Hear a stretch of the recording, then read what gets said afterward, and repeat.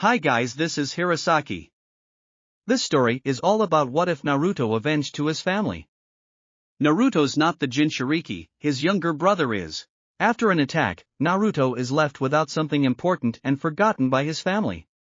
A hidden bunker will help him grow into a fine ninja and show his parents what they threw away. His memory will be avenged. Naru x Samu x Yugi. Disclaimer, I own nothing. Find out here. Welcome aboard. Chapter 1. It was the night of October 10th in Kanahagakure no Sato, the village hidden in the leaves. A 3-year-old Naruto stood in front of the home of his family, the Namikaze clan. I hope I get a sister. The young Namikaze thought as he looked ahead to the dark clouds forming over the horizon. Namikaze-sama, what are you doing out here? Naruto turned to see an Umbu with gravity-defying gray hair looking over him. Hello Inu-san. I'm just here waiting for my mommy and daddy to get back with my new brother or sister, he said excitedly. Suddenly, a huge spike of chakra was felt in the atmosphere and a dark red fox with 9 tails was seen in the horizon. Naruto-kun, let's go inside, Kakashi said as he led the Namikaze heir into the clan estates. Kakashi recognized this chakra. It was similar to Kushina's, but at the same time it was different. It felt more malignant, more evil. After Naruto was safely in the clan estate, Kakashi headed off to the outskirts of Konoha where Kushina-sama was giving birth. Hospital. Kakashi arrived and stepped inside, only to see the bodies of the Umbu that were supposed to be on watch scattered all around. The makeshift took out a kunai and headed inside, only to stop as he heard the telltale sounds of a fight. He went into the room where Kushina was giving birth, only to see the Yondaime Hokage fighting against a masked man with a swirled mask on. Give me back my son, Minato yelled as he charged at the man, only to go right through him. TSK, now Mina-chan, that wasn't very wise, the man said as he picked up a Hiraishin kunai and threw the newborn up, intent on impaling it. Minato flashed over the kunai and caught the baby, then flashed away. The masked man stared at Kushina with an evil smirk. Can Kyubi-kun come out to play? He asked in a menacing tone. Kakashi charged at him with a kunai, only to go right through him. As Kakashi looked at the man, he saw a Sharingan eye, and his world went black. Namikaze estate. Minato flashed into the baby room holding the baby tightly and set him in the crib. He was about to flash back to Kushina, only to see a large amount of dark red chakra released and take the shape of a giant fox. Minato cursed his luck and Hiroshined back to the hospital, picked Kushina up, and took her back to the estate. After he made sure she was gonna be okay, he picked up his newborn son and Hiroshined to the Hokage Tower. Hokage Tower. Minato looked through his sealing notes and found the seal he was looking for. Since the Kyubi had been released, it would have to be resealed into something. Unfortunately, only a newborn child's chakra coiled could handle the sheer amount of chakra. Minato tossed the scroll to Sarutobi and asked him to draw it on the stomach of his child. Minato, this is the dead demon consuming seal. You can't seriously be thinking of using this, Sarutobi said. Minato had a grim look on his face as he signed the summoning contract with the Shinigami. I don't have a choice, old man. It's either this or the village is toast. The hand signs are written on the scroll itself, so it will be easy enough. Just take. Minato was never able to finish that sentence as Sarutobi knocked him out. I'm sorry, old boy, but you're needed more than I am, Sarutobi thought as he signed his name on the summoning contract and grabbed the child. Time skip. After the sealing, Minato groaned as he got up. He looked around in hopes that Konoha was still standing, only to see the relatively calm night. He saw the name of Sarutobi written on the contract and guessed what happened. He Hiroshined to the old Kage bunker and found a lifeless Sarutobi standing over a sleeping baby boy, his baby boy.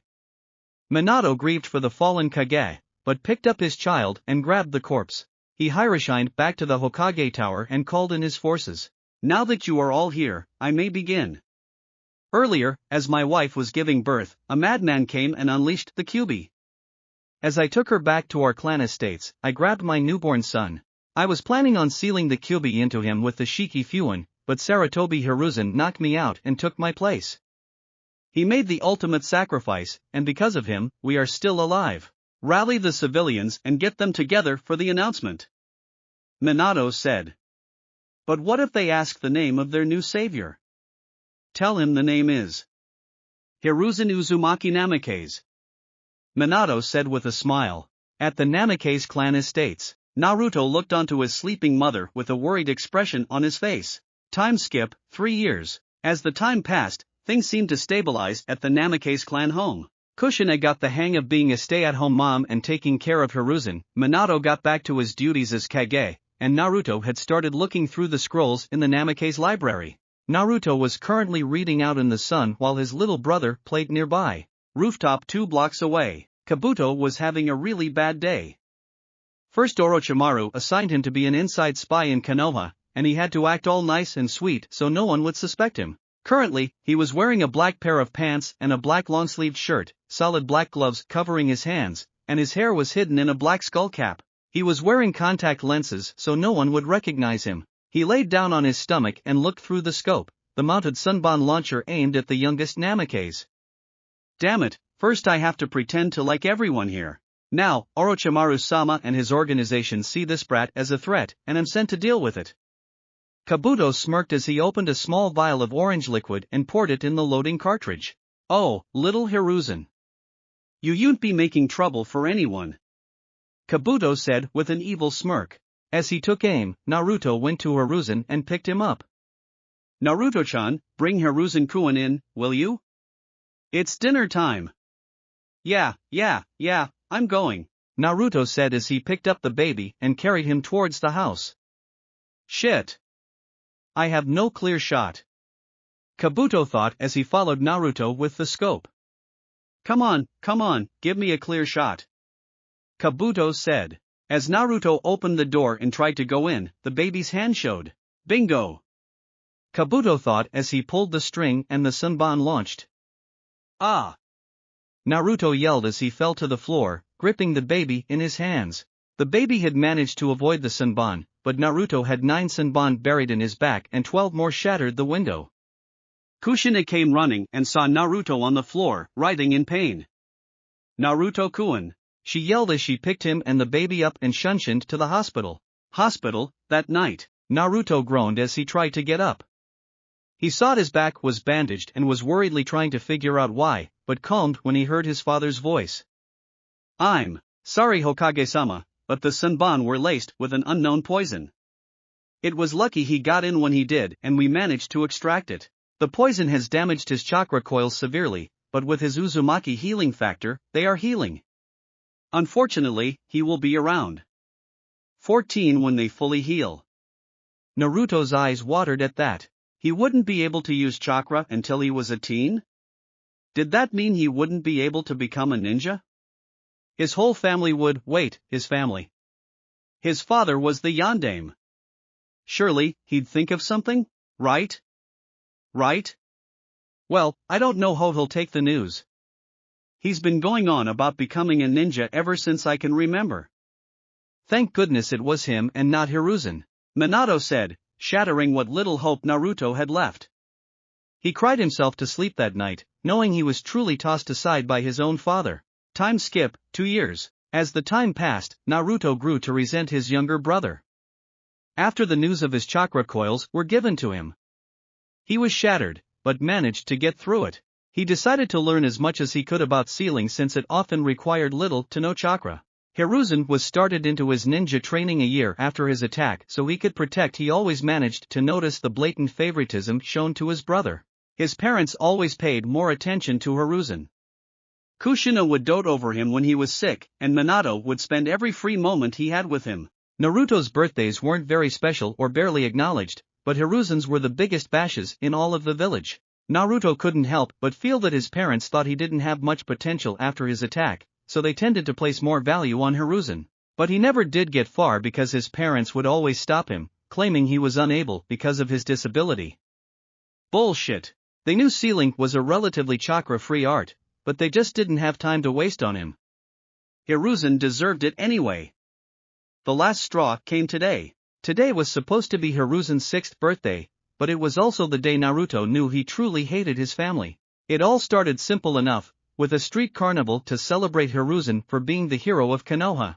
Tsunade Senju and Jiraiya always made time to come back to Konoha during this day, but wouldn't even talk to Naruto. Instead, they mostly spent their time with Hiruzen and helped train him. This birthday was no different. His godparents came and went straight to the birthday boy, completely ignoring him. Birthday. Hiruzen smiled with glee in his eyes as he tore through the packages. He had gotten some training kunai, a few jutsu scrolls, and some clothing, his favorite being a cloak that resembled his father's. He was 3 feet, 7 inches, red hair, chocolate brown eyes, and wore loose cargo pants and an orange shirt with the Namikaze clan symbol on it. He might have been young, but he was well on his way to being at Genin level.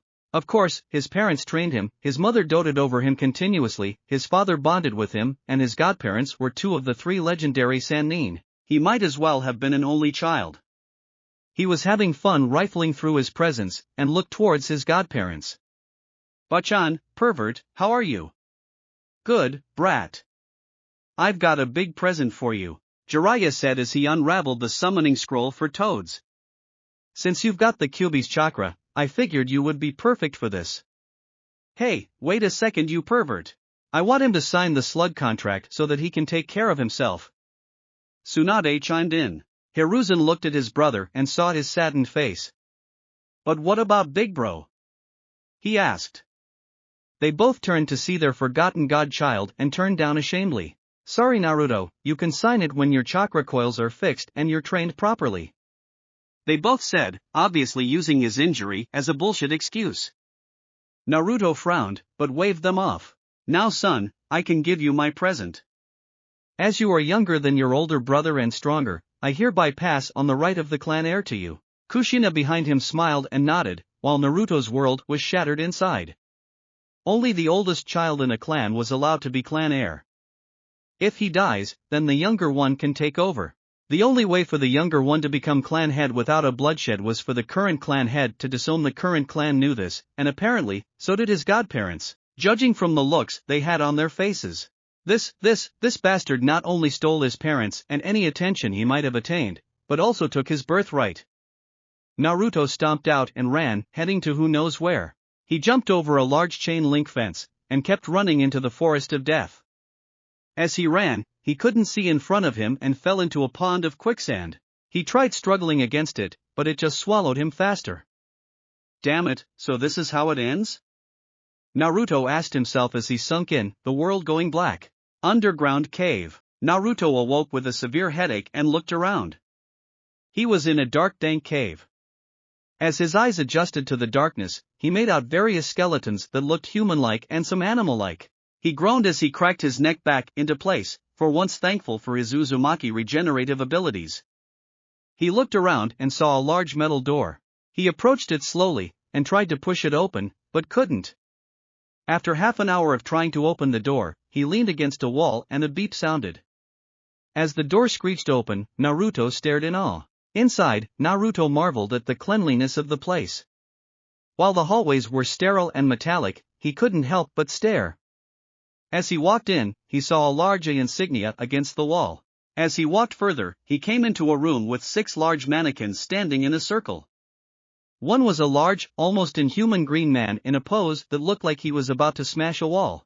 Another was a man in red, white, and blue uniform holding a shield with stripes around it and a star in the middle.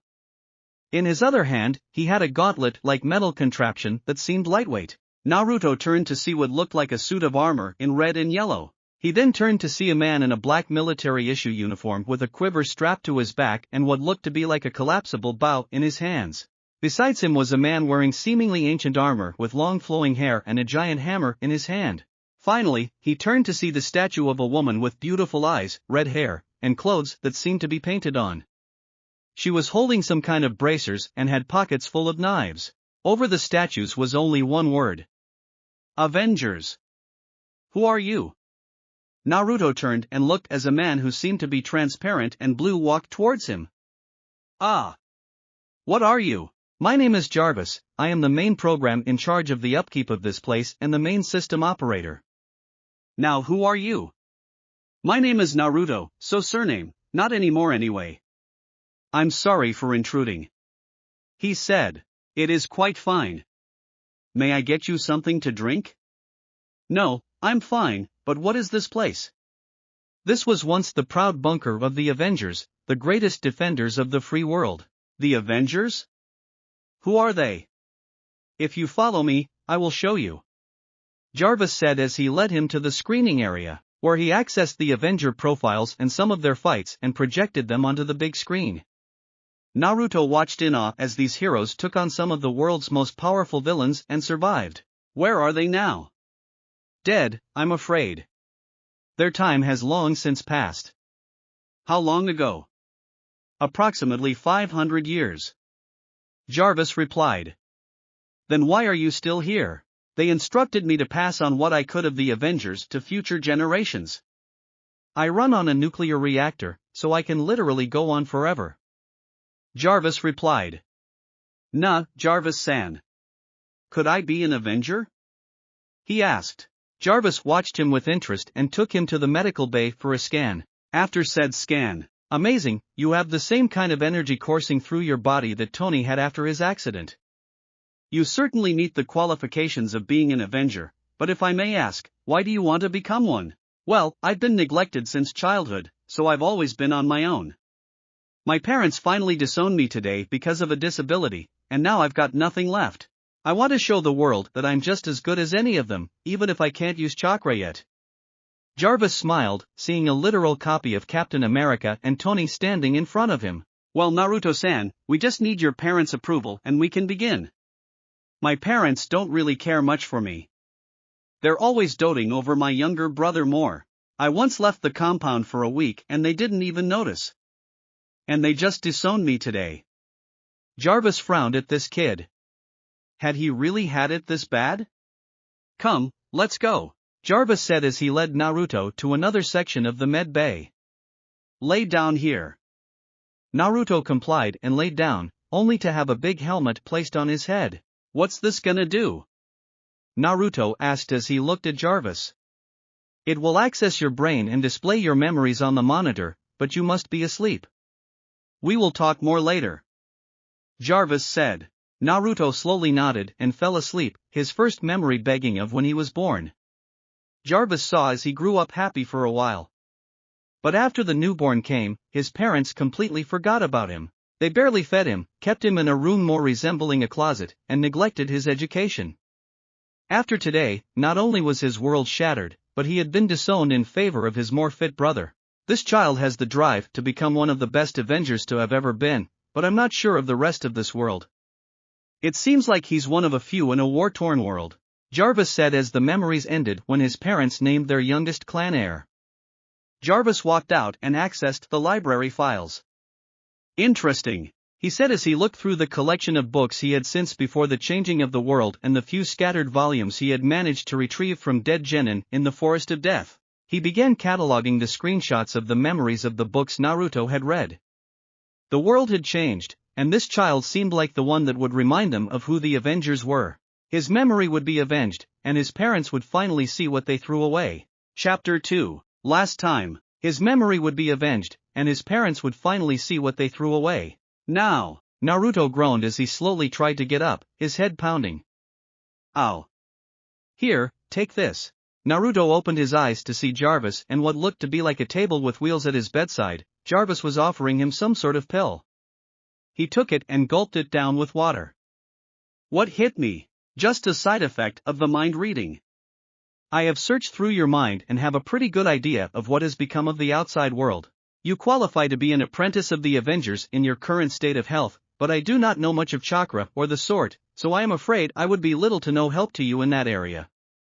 Come follow me, Jarvis said as he began walking. Naruto slowly got up and followed him.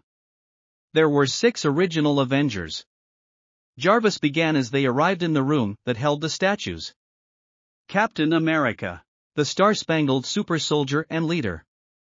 Jarvis pointed to the statue in the red, white and blue uniform with the red, white and blue shield. Hulk, the gamma radiation created giant with superhuman strength. Thor, the thunder god with his mighty hammer Mjolnir.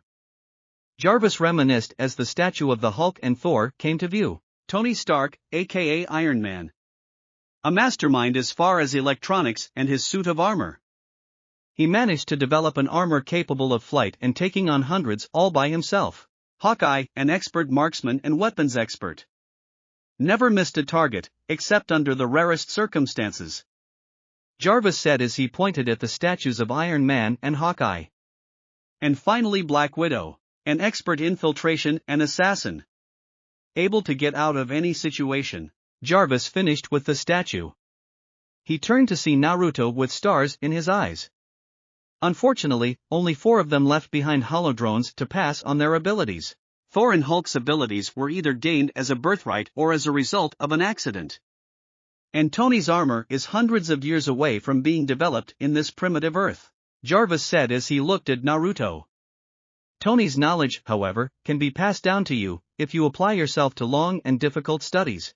Black Widow, Captain America, and Hawkeye left knowledge of themselves behind to pass down. Jarvis began, bringing back a sliver of hope to Naruto's eye. You will begin training with Captain. Jarvis said as he headed to the main computer console and typed in code and instruction. Naruto watched as a human-like doll made of metal walked out of a closet. He stared in awe as light formed around him, making the form of sweatpants and a gray sweatshirt, blonde hair and blue eyes forming and facial features forming. Now, how about you go get breakfast while I program this training robot? Jarvis asked as Naruto nodded and left with another copy of Jarvis to the living area for breakfast. After breakfast, Naruto grinned as he headed to the training area Jarvis had assigned him to. As he got to the door, he knocked and stepped in. He was bombarded by a pair of sweatpants, a sweatshirt, a t-shirt, running shoes, hand wraps, and boxing gloves. Wah! Naruto wondered, until the same robot from before approached him. My name is Steve Rogers, and I will be training you until you are fit enough to be my protege. I want you to go and change, but leave the wraps and gloves for later. You are to do 150 sit-ups, push-ups, and crunches. Then, you will go to the individual weights and start off with the 20-pound ones. 5 sets of 20 each arm. You will head to the bench and lift 80 pounds, 5 sets of 20. Afterwards, you will be put to run for 5 miles, rest 20 minutes, then run them again. 5 times. Afterwards, you are to report here for the first lesson of boxing. After training for the day, you are to report to Jarvis for lessons in math, science, language, history, and whatever history on chakra and Konoha we can find. Any questions? Naruto shook his head dumbly, scared of the drill sergeant persona in front of him. He took off to the changing rooms as Jarvis was walking in. Did you have to make me a drill sergeant?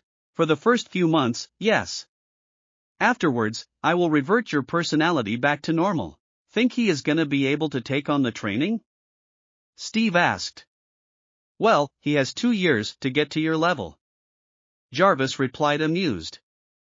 You know what I mean. I was genetically changed. He wasn't. Captain quipped. I'll be able to level the playing field soon. I'm currently trying to reverse engineer your DNA samples to crack the super soldier formula. Jarvis replied, making the bot's eyes widen. Will his body be able to take the strain? Steve asked worried. I believe so. Ultimately, it will be up to you if he does receive it since it was your DNA. Jarvis finished and left as Naruto walked back to the training area. Go, maggot! Naruto shivered as he started his physical exercises under the watchful eye of Steve Rogers, aka Captain America. Time skip, 2 years. Naruto groaned as he looked ahead of the track. 13 miles down, 2 miles to go.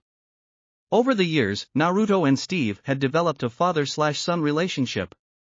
That is, after Steve was taken off drill sergeant mode. Naruto confided in Steve his problems, his fears, and Steve helped him get over them or put them at ease. He had told him of his life with his parents and the blatant favoritism of his brother, his disownment, and his neglect. Steve had seen the horrors of war and what joy children showed when they were reunited with their lost parents. To most of them, it meant the world that their children were still alive. To know these people ignored him in favor of his brother because his brother had more potential and his chakra network damage sickened him. Done, Cap. Steve turned to see Naruto finishing off his last few laps. The boy had gained some muscle, but not a lot throughout the years. He looked like an athletic swimmer, the cardio having done wonders for him. Naruto, do you know what today is? The day I take you down, old man. Steve smiled at Naruto's spunk. Today is graduation day. You have to incapacitate me using only what you have learned. That is, you have to beat me in a hand-to-hand fight. Naruto gulped, but nodded and rapped his knuckles. And if you are to fail, you will be expelled from the Avengers and expunged from the records as my protege. What? That isn't fair. Life isn't fair. You should know that. Naruto put on his boxing gloves and faced Cap.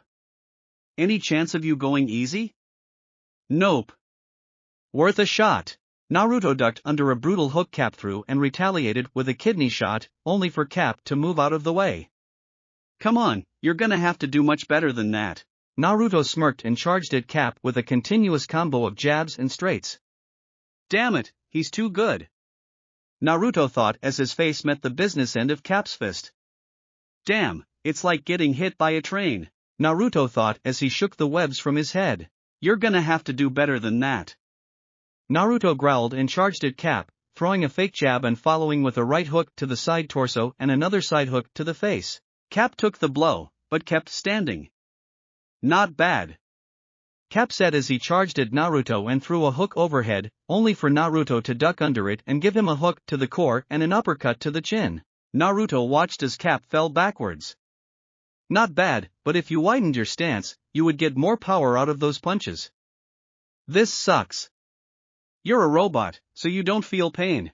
Jarvis is shutting down my power supply per hit you manage to land. Right now, I'm at 55%. Naruto groaned as he charged at Cap and threw a jab, fake straight, a short-range uppercut, and a hook to the side. 30% Cap said as he swung at Naruto and missed, but followed with a hook and got him in the head. Shit! Naruto yelled as his eyebrow split open and blood started flowing from it. Come on! What, was I wrong to think you could be my protege? Naruto got up and went back in. Naruto went for his core this time, focusing on a flurry of fast-paced punches. 29, 26, 21, 13 Cap began, until a sudden uppercut hit him in the chin and sent him flying. Naruto watched as the robot slowly got up. Well done, Naruto. I have taught you all that I can. I was experimented on and physically enhanced, which is why I have taught you everything I know, but the gap between our level is so big. Jarvis has been working on a chamber to recreate the project in, but has only succeeded in a theoretical level and has managed to recreate 3 of the 9 vials of enhanced vitamins, minerals, and mutagens. Now, please report to Jarvis and he will direct you to your next teacher after your lesson with Tony. Naruto nodded and left to the classroom where a bot with the holographic look of Tony was waiting. Hey Naruto. Did you do your homework? Yes sir. Naruto said as he handed in some algebra problems. Today we will be covering Algebra 2, Human Anatomy, Basic Compounds, and Metalworking. Tony stated. His little student was like a sponge. He breezed through language and literature, science seemed to be a hobby of his, and numbers were almost slaves to his mind. After the day's lessons, now, the next person to train you will be me, said a sultry voice. Naruto turned to see the hologram form of Black Widow approach him, wavy red hair and full luscious lips with soul-piercing eyes staring down at him and a bodysuit that might have been painted on for all he knew. Horror. Tony said with a sigh. Chapter 3. Last time. Horror. Tony said with a sigh. Now. Naruto groaned as he stood in the same training ground that he had trained in with Captain. Now, eyes are up here, Naruto. Natalia said with a smirk. Oh how she loved to tease. My name is Natalia Romanoff and I will be teaching you everything I know, from infiltration to information gathering and stealth. I will also be teaching you another style of fighting, the complete opposite of Captain's. Natalia stated smugly. But what do you mean by opposite? Punch me. Ha? Throw a punch. Get in stance and give me the meanest punch you can. Naruto shrugged and got into a loose boxing stance, throwing a hard straight. Natalia ducked under it and grabbed his arm with one arm and hooked his armpit with the other. Before Naruto knew, he was flipped onto his back. Natalia then made a downwards kick, allowing it to land softly in his chest. Dead. Ha! Natalia kicked the front of his foot and smirked as a small blade came out of the heel of her shoe. Dead. Naruto began sweating profusely. What was that? A simple fit. If you want, I can teach you that and so much more. And I will also teach you some grappling moves and reversals. However, my uniform is much more different than Cap's. Black Widow smirked as Jarvis came in with a small moving table following him. The items you requested. Go get changed. Natalia said, and Naruto left quickly. Think he can handle it? He managed to do captains. Yeah, but I'm much tougher. True. Try not to kill him. Jarvis said playfully. Natalia nodded as he left and Naruto stepped out. He was now wearing black cargo pants, a black t-shirt, and steel-toed boots. Why are these boots so heavy? Naruto asked. Natalia just went up to a punching bag set up in the room and kicked it, the impact actually sending the bag flying until it was caught by the chain supporting it. So, you don't hurt your feet doing that. Now, stretch yourself and make sure you're loose. After that, I'll teach you a few reversals and some moves. Then we will move on to basic infiltration. Afterwards, beginner's information gathering and hiding in plain sight. And finally, we will spar so I can see where you are currently and we can begin training those feet for high-impact kicks. Naruto saluted and got down to stretching. After half an hour, he determined he was ready. Now, what is the boxer's biggest weakness? I'm not. Naruto started, but was silenced as a sharp kick to his knee sent him to the ground, pain flaring throughout his whole body. The biggest weakness is the over-reliance of upper body strength. Now, some opponents are well-trained and have set stances and katas. Others are pugilist and go for the straight brawler style. How do you deal with the brawlers? Naruto put his hand up to his chin and began to think, only for Natalia to drop to one knee, wrap her arms around his knee, and twist it to one side, making him fall to the floor. You mess with their center of balance. Most people trained properly in hand-to-hand combat won't fall for such a simple trick, so you will have to focus on disabling and reversing moves. Here, you have to be able to think fast and retaliate faster. Now, get into your stance. Naruto groaned, but did as he was told. Okay, now. Naruto started, but was thrown off when he was flipped by Natalia standing behind him. How did you? I hugged around your waist, locked my hands together, and threw you over my leg. Now do 5 laps around the arena as silently as you can while wearing these, Natalia said as she dropped a weight vest totaling 40 pounds and arm and ankle weights totaling 20 pounds a limb. The combined weight is 120 pounds. You need to learn how to move quickly and silently. Now hurry up and get to it. We have a lot to do and 2 years' time is barely enough. Naruto nodded and followed her. Time skip, 2 years. Naruto groaned as he stared at Natalia. I've gotten better, you gotta give me that much. Natalia nodded, sporting a slight bruise on her cheek and her body hurting everywhere. Over time, they had developed a mother-slash-son relationship. When Naruto was sick and couldn't do anything, she would take care of him. He confided in her with his problems when he couldn't go to Cap. When he was feeling sad, she would cheer him up. When his birthday came by, she would always plan the best parties she could and would even take control of a bot to make Naruto a special cake. Overall, Natalia Romanoff, a trained assassin and infiltration specialist, was the best mother Naruto could ask for. Naruto shook his head from those thoughts as Natalia charged at him. He ducked under a kick and retaliated with a knee to her stomach. As Natalia tried to get up, Naruto grabbed her head and smashed it against his knee. Natalia fell back, but managed to stand on her own. She looked up, only to see Naruto gone behind. Natalia yelled and tried to kick backwards, only to feel a sharp pain against the top of her head. Damn it! She yelled as she saw Naruto and from his kick to her head. Dead. Naruto said with a smirk. What? Naruto stomped the foot he kicked her with and a large 2-inch blade sprang from the bottom of his boot. Dead. He said again with a huge grin on his face. Fine, she replied with her cheeks puffed, but pride evident in her face. Yeah. Naruto yelled as he fell backwards to the soft ground under him. Natalia? Yes? Captain had a graduation test after he finished teaching me. Are you gonna do the same? Yes, but mine's won't be physical, no.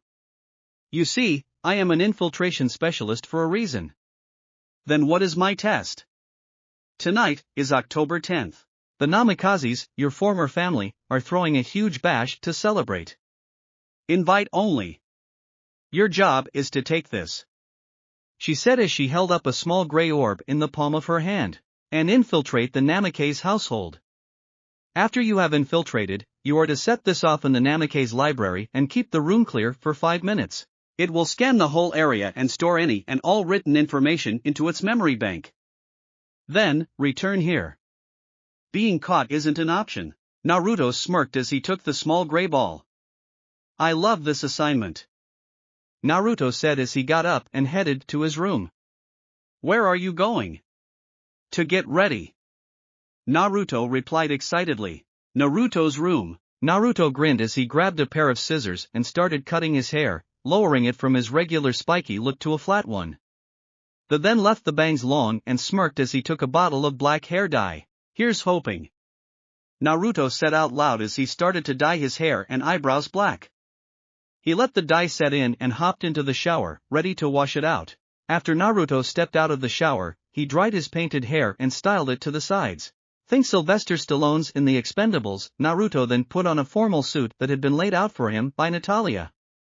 Thanks, Naruto yelled as he threw on a pair of black sweatpants and a black sweatshirt. Naruto then went to the mirror and looked at his reflection. Damn it, my eyes are a dead giveaway, Naruto thought as he began rifling through his medicine cabinet. Jackpot, Naruto said as he took out what looked like they were a pair of contact lenses and put them on. He now had brown eyes. Brown eyes, black hair. Simple face, nothing that really sticks out and can be easily, almost subconsciously forgotten. Naruto smirked as he headed up a hidden hatch, finding himself outside of the Forest of Death. He smirked as he walked to his old house, finding a lot of security and a bouncer at the door. Naruto walked to the side and climbed the tree, then waited patiently. 30 minutes later. Got it, Naruto said as he got up slowly. Easiest place to get in is through the second floor bathroom. Security makes rounds every 5 minutes, so I have to be fast about it. Now one is in the bathroom now, Naruto thought as he dashed to the side of the house. Side of the house. Naruto grinned as he looked towards the open window. Now, Naruto began as he put on a pair of black gloves. He then took out 2 matching black cases and aimed them at the roof. With a small ping, cables made of Teflon were ejected and buried themselves at the roof of the house. He then attached them to his belt and slowly put both of his feet up against the wall. Easy, Naruto thought as he started walking upwards. Right before he could reach the window, he was spotted. Hey you! A guard leading a large black dog yelled. Naruto hurried and walked into the bathroom. Shit, Naruto thought as he retracted the Teflon cables and put the boxes on the counter. Naruto then took off his sweats and hid them underneath the bathroom cabinet. He finished combing his hair and hid the Teflon cable boxes on his person, then walked out as 3 guards walked into the second floor hallway. Naruto ducked into the first door he found and hid there, listening as the security guards slammed the door open to find nothing. Naruto smirked as he heard them curse and send out an APB on a male with black hair wearing a tux. That was half of the people at the party. After he made sure they had left, Naruto walked into the bathroom and grabbed his sweats. Leave no clues, he thought as he took the trash bag off the trash can in the bathroom and slipped his sweats inside. He then carried it to the service entrance and left it behind a stack of crates. I'm in, and hidden in the best place available, in plain sight, Naruto thought with a smirk as he headed off to mingle and hopefully find the library. Chapter 4. Last time. I'm in, and hidden in the best place available, in plain sight, Naruto thought with a smirk as he headed off to mingle and hopefully find the library. Now, Naruto groaned as he was dragged to the head of the present line by a slim blonde with green eyes. Akane-san, why are we going to the front? To greet our hosts, she said giddily. Minato-sama, Kushina-san, Akane-chan, how have you been? Kushina asked gladly as she saw the blonde drag yet another one-night stand towards them. Akane had a knack for not staying with a guy long, but she always managed to rebound continuously. I'm great. This is, my name is Steve Rogers, Naruto said as he introduced himself. Steve-san, are you not from around here? Minato said, something about this guy rubbing him the wrong way. I'm your son, you bastard. Yes, I am not from here.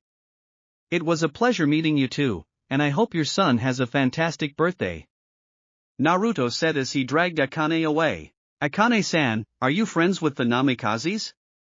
Of course, I have been babysitting their son for the last 3 years. I know this place like the back of my hand. She replied gladly. Akane-chan, is there any place quiet that no one goes to where we could be alone? Naruto asked her as he pressed his muscular body close to hers and whispered hotly in her ear. Well, there is a small hall closet. Akane replied, a large blush on her face. No, somewhere more private.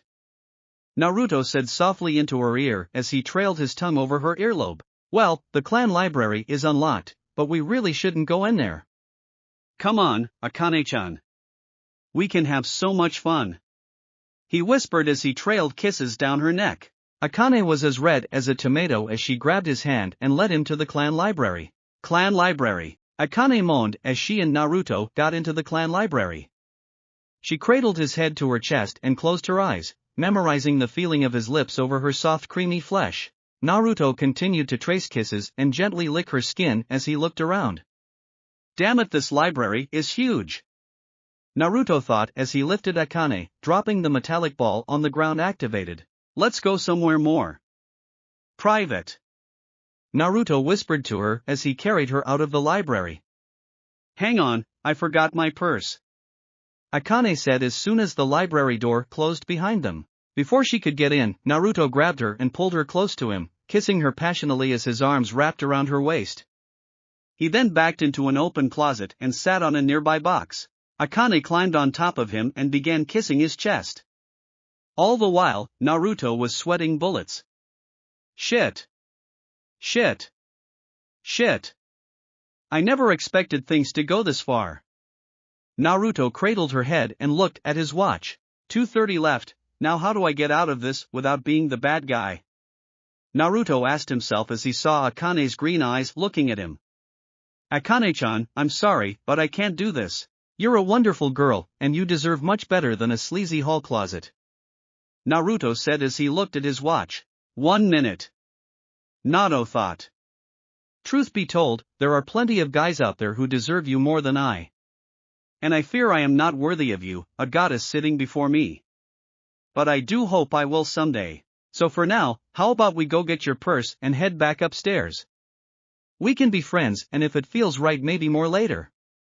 Akane nodded and hugged him, then got off and went to the library, to find nothing. Naruto stepped in behind her and grabbed the silver ball off the floor, slipping it into his pocket. After the purse had been retrieved, they headed back upstairs and rejoined the party. As they made their way through the crowds, Akane was too distracted by her thoughts to notice Naruto leave. Amazing, guys always take the first chance of a one-night stand they have with me, but he turned it down because I deserve better. Maybe this one is different. Akane thought, then looked around to see Naruto gone. Steve Kuon? With Naruto. Naruto grinned as he headed to the servants' exit. He grabbed the trash bag from behind the stack of crates and was about to leave, until he saw the open fire where the food for the feast was to be cooked. Don't want to leave them disappointed, he thought as he threw the trash bag into the fire. As soon as he made sure the bag and its contents had been burned, he started to leave, the smell of trash filling the air. Outside the Namikaze house servant entrance, Naruto smirked as he walked outside, but was stopped by an Anbu. Hey, may I ask you a few questions? Fire away, Naruto said. Yes, well, why did you exit through the servants' entrance? And how do you know the Namikazes? I'm sorry if this is inconvenient, but we had a break-in recently and need to check everyone. Oh, I was here as Akane-san state, and I left through the servants' entrance because she's been hunting me like a lion hunts a gazelle all evening. Naruto smoothly replied. The Anbu chuckled under his mask at the poor man's misfortune. Alright, sir, that is all I needed. You might want to leave soon though. From the ruckus I hear over the radio, I think your date is looking for you. Naruto gulped, turned heel and ran. The Anbu chuckled and went back to his post. With Naruto. Naruto grinned happily as he headed to the entrance hatch near the Forest of Death. He looked around and after making sure the coast was clear, went in. He was greeted by the hologram of Jarvis and a robot with Natalia's hologram over it. Mission status? she asked.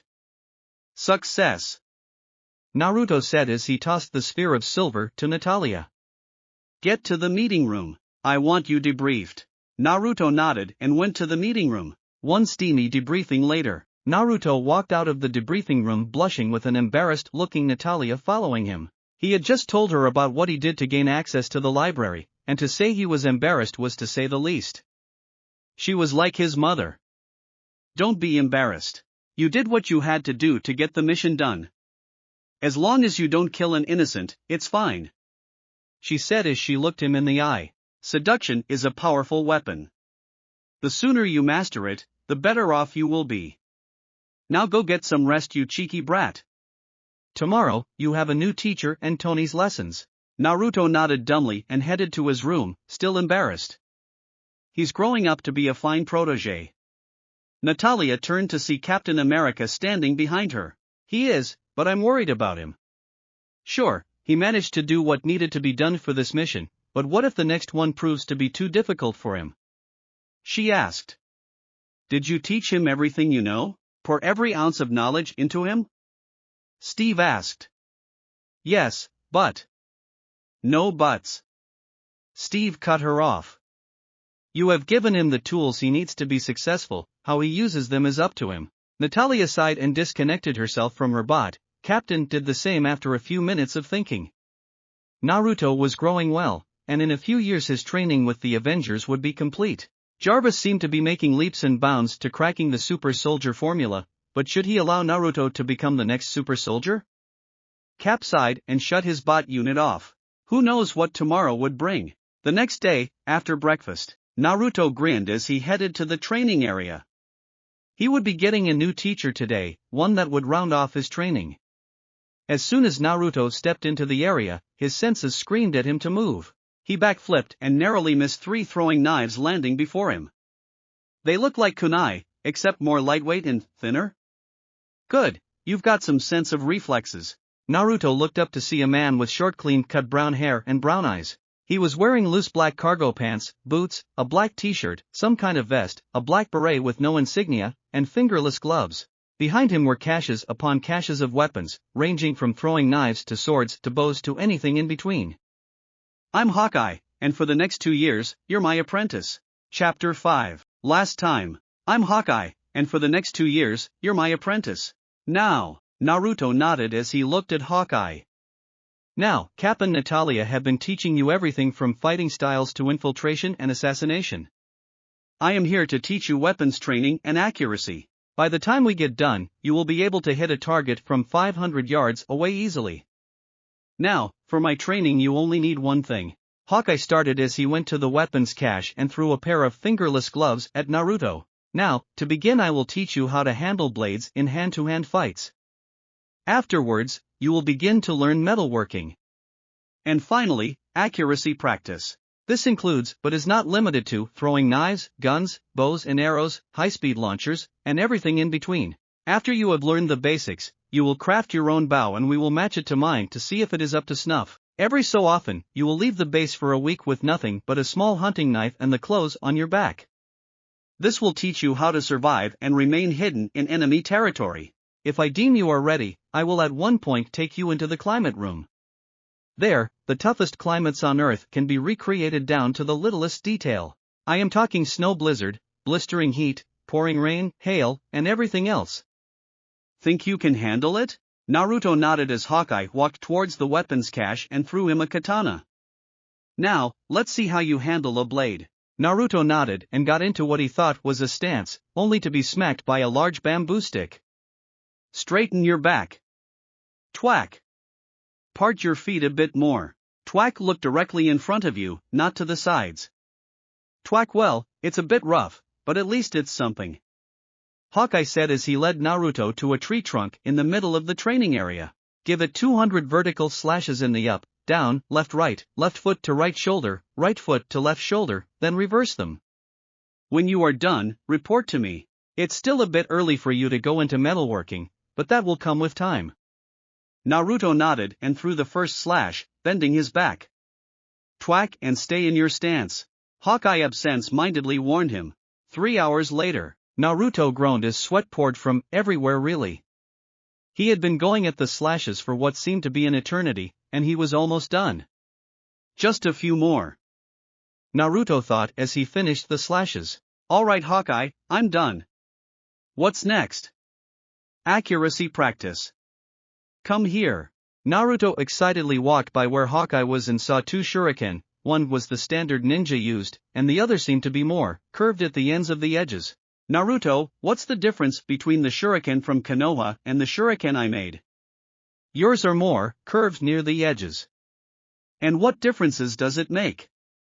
Naruto groaned as he concentrated. The standard kunai will only pierce skin on a stabbing motion, but this other one seems to be able to do more damage.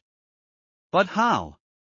It doesn't just pierce skin, like a rotor saw, it can cut through skin and muscle. Naruto's eyes widened at that. See how a simple change can make a big difference? Naruto dumbly nodded and sat down as Hawkeye started to go over the weapons available. Now, come here, Hawkeye said as he led Naruto towards the targets, holding 3 versions of lightweight, thin kunais and 3 regular kunais. Now throw them. Naruto nodded and threw them, beginning his critical 2-year training. Time skip, 2 years. Naruto groaned as he laid down on his belly in the weather room.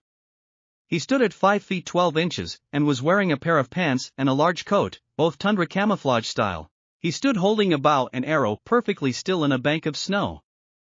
Damn it, how long is this going to take? Supervising Chambers. Hawkeye looked down at his protege as he held a switch in his hand. Come on, he's been down there for 3 hours and hasn't moved an inch. Jarvis said behind Hawkeye. Spoilsport, Hawkeye replied as he flipped the switch. A large cage was set open and 13 rabbits with white coats of fur were set loose onto the icy terrain. Downstairs, Naruto groaned as he saw a slight movement in the snow.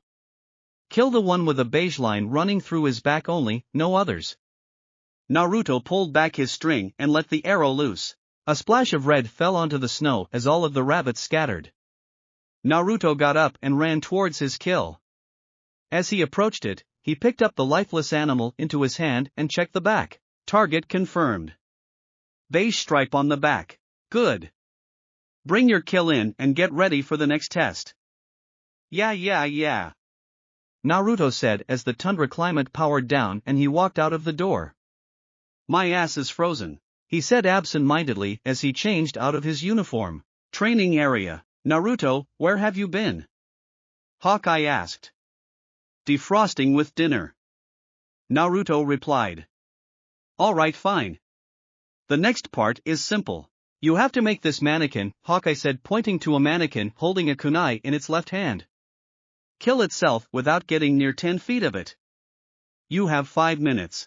Naruto nodded as he reached into the weapons pouch strapped to his thigh and pulled out one of his specialized kunai and a length of ninja wire. He quickly tied the wire to the kunai and threw it, piercing the mannequin's hand holding the kunai and holding it in place. He then looped the string over the mannequin's left shoulder and looped the string again around his shoulders to avoid movement. With a strong pull, the pierced wrist swung upwards and ran the kunai through the mannequin's neck. Alright, what's next? Maybe I trained him a bit too well. Hawkeye thought. Go retrieve the bow you made and meet me here. Naruto nodded and headed to retrieve his possession. 5 minutes later, he came back holding a brown box. He opened it and pulled out a folded bow. If you're wondering how it folds, it's like Hawkeye's. He unfolded it, careful to avoid the razor-sharp edges made for close-range combats. After he unfolded it, he clicked on the laser sight and took out an arrow. Alright, there are 2 different lanes. You have to outshoot me. I shoot one lane, you shoot the other. Best score wins. Hawkeye stated. Ladies first. Naruto said, making Hawkeye growl. He is so going down, Hawkeye thought as he took his shots. Twack. Twack. Thwack. Twack. Naruto's eyes widened as he looked at the range. Perfect bull's eyes. Naruto said. Your turn. Naruto shrugged as he put his quiver on his back. He walked to Hawkeye's lane and started firing. Twack. Twack. Thwack. Twack. Hawkeye's eyes widened in surprise. Every arrow Naruto shot had split his down the middle. But. What's the matter, Hawkeye? Naruto said with a grin. Nothing, brat. Congratulations. Your weapons expertise has exceeded my expectations. You officially graduate from my training. Hawkeye said as he wrapped an arm around Naruto. Now come on. Natalia has a celebration planned and I don't want to be late, 'cause she'll quick your ass in about 5 seconds flat? Naruto asked with a wide grin. No. Your ass is on the line, not mine. Hawkeye replied. Naruto paled and sped towards the rec room. If there was one thing you didn't want, it was an angry Natalia after you. Chapter 6. Don't Own Back in Black by AC/DC. And there's a big author's note in the end. Make sure to read. Last time, Naruto paled and sped towards the rec room. If there was one thing you didn't want, it was an angry Natalia after you. Now, Naruto grinned as he and Hawkeye stood at the entrance to the rec room. Well, go on, kid. Naruto entered the room to see Steve, Black Widow, and Jarvis standing over a table that had a large cake on it and some food. Surprise! They yelled in unison as Naruto walked in with Hawkeye. Congratulations on finishing your apprenticeships, Naruto. Natalia said as she led Naruto towards the cake. Congratulations! The cake read. Naruto smiled as Natalia cut him a piece and served him. Well done, Naruto. Cap said as he sat next to Naruto with a slice of his own. Hey, just because he was a robot replica didn't mean he couldn't join in, did it? Thanks, Cap. These last couple of years have been brutal, but definitely worth it. I'm way stronger now than I ever would have been, even with chakra.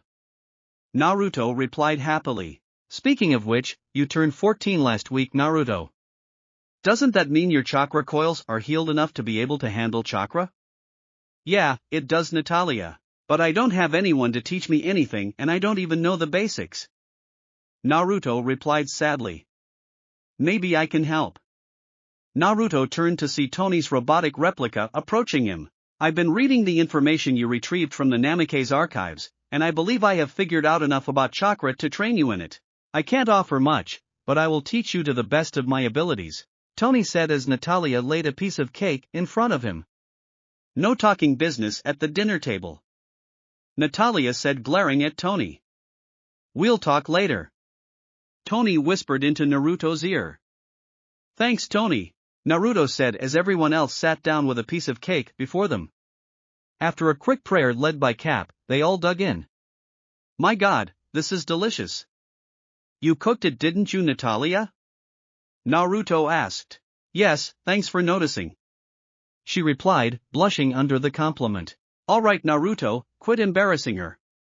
There is one more thing before this small celebration comes to an end, Cap said as he brought over various boxes. Presents? Naruto asked.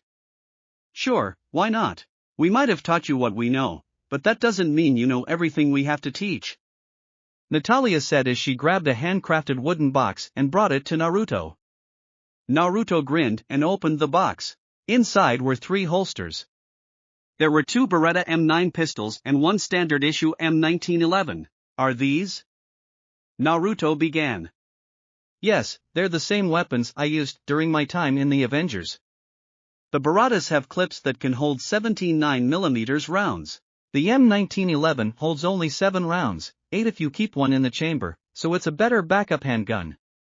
I'll teach you the maintenance later. They have 2 spare cartridges per gun, 3 per if you count the ones already in the guns. I have a personal cache of bullets around here, but you will have to find a good metal worker so you can make your own when I show you how. Naruto jumped up and hugged her closely.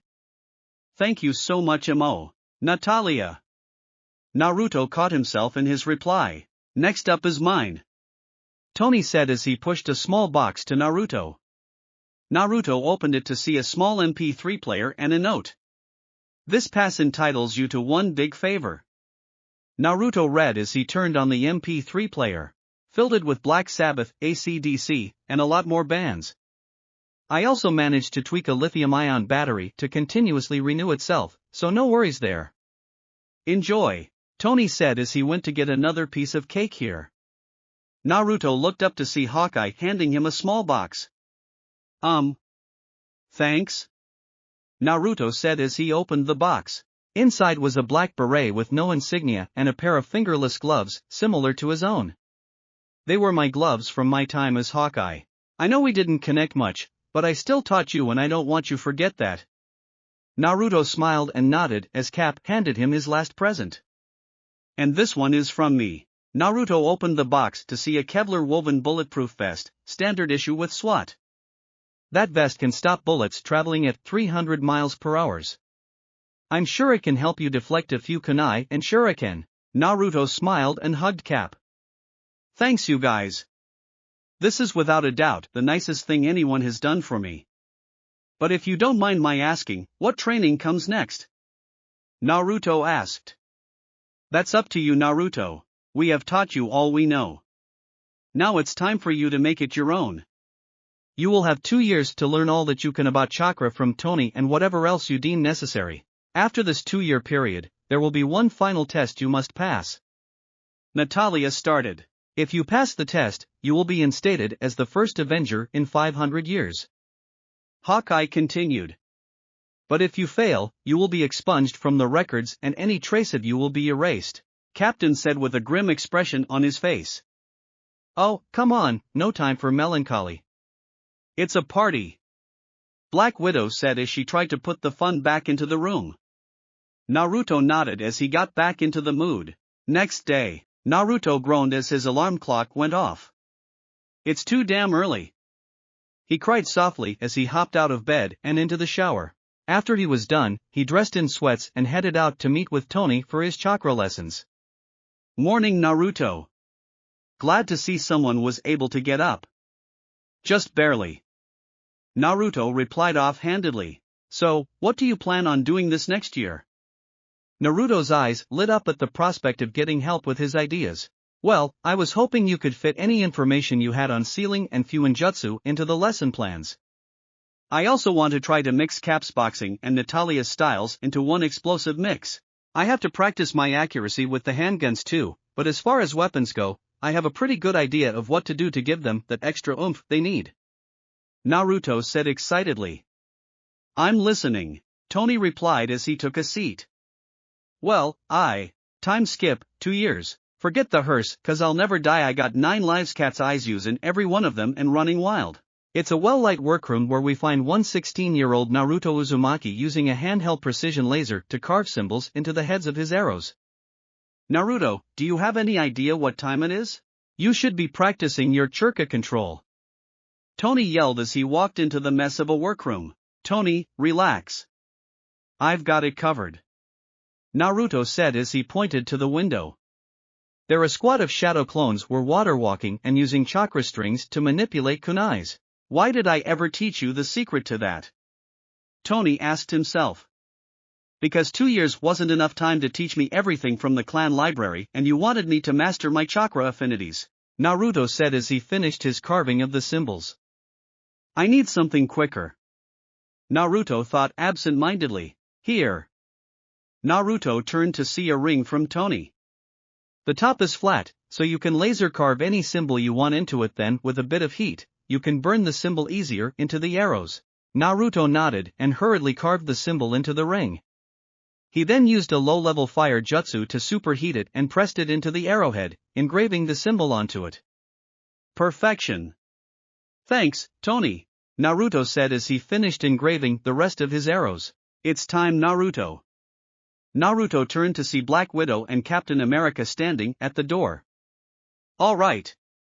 Naruto said as he fixed his back. He was wearing black loose cargo pants and a black t-shirt. There was a kunai/shuriken pouch attached to his leg with black tape. He wore his Kevlar vest and had one large tattoo on his left arm. It was a pitch-black raven pecking into the eye of a skull. Under this laid 2 sealing tattoos. In these tattoos, his bow and his katana were sealed. At the middle of his bow was a small sealing tattoo where Naruto stored his bows. Naruto put on his fingerless gloves and his black beret. He had a beretta strapped to his belt and another strapped to his Kevlar vest. Around his ankle his M1911 laid. In the pockets of his vest were his spare clips, fully loaded and prepared. All right, I'm ready. Naruto said as he began walking towards the Avengers. Today would prove whether he was worthy of joining their ranks or if he would fall short. Chapter 7. Had this chapter left in me, so I figured I'll treat you guys to the last cliffhanger before it goes on hold. And introducing my new unofficial beta for both stories, Lucky Shadowwolf. Lucky Shadowwolf. Hello everyone, I am Lucky Shadowwolf.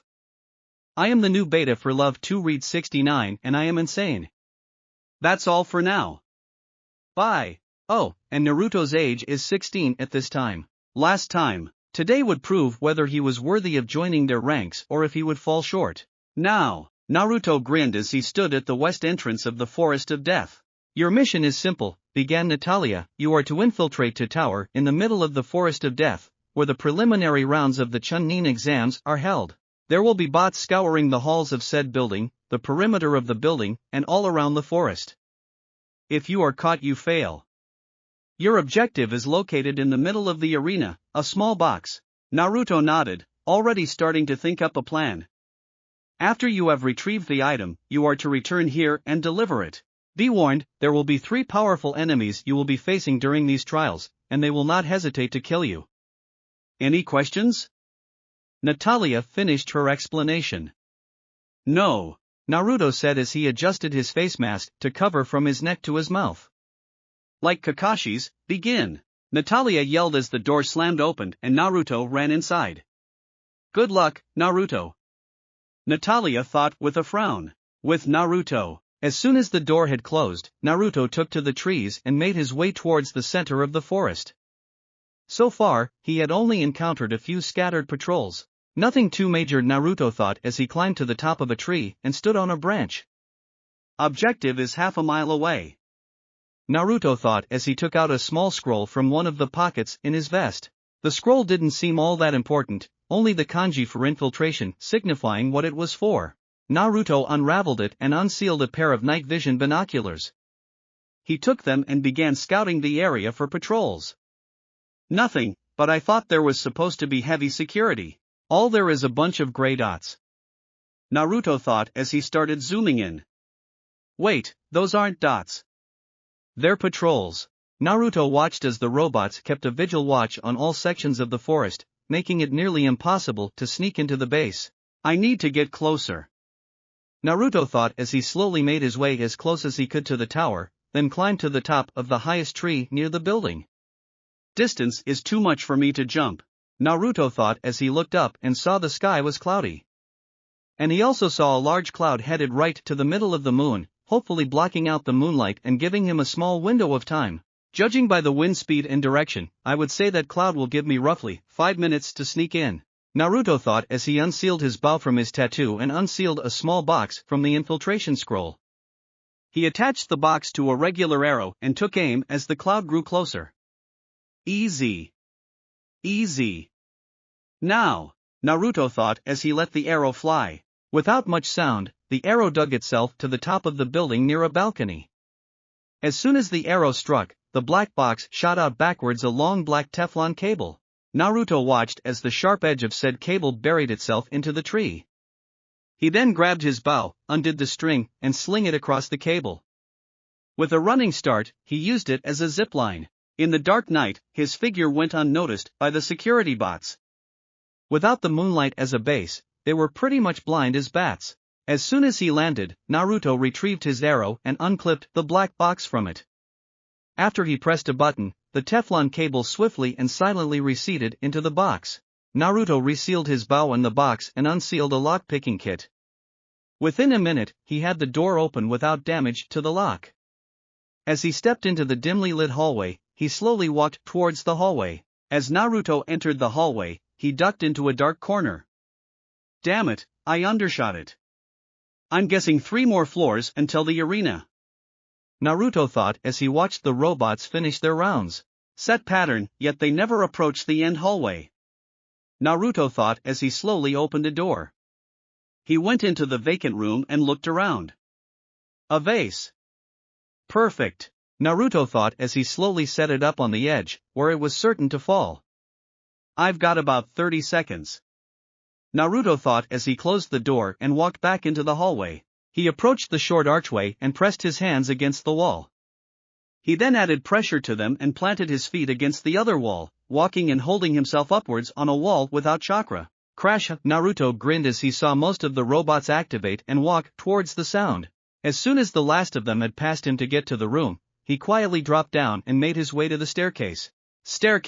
Naruto slowly made his way up the stairs, careful not to make too much noise. There were no patrols, which worried him. As he arrived at the third floor, nothing had been tripped. He opened the door to the arena only to find it empty. Naruto looked forward and saw a single spotlight aimed at the middle of the room. In it was a pedestal with a large wooden box. Bingo! Naruto thought as he made his way towards the pedestal. Remember, there is no such thing as too easy. Naruto suddenly remembered from a lesson with Natalia. He unsealed a small smoke bomb and used it. After the smoke cleared, Naruto saw various laser tripwires all around the box.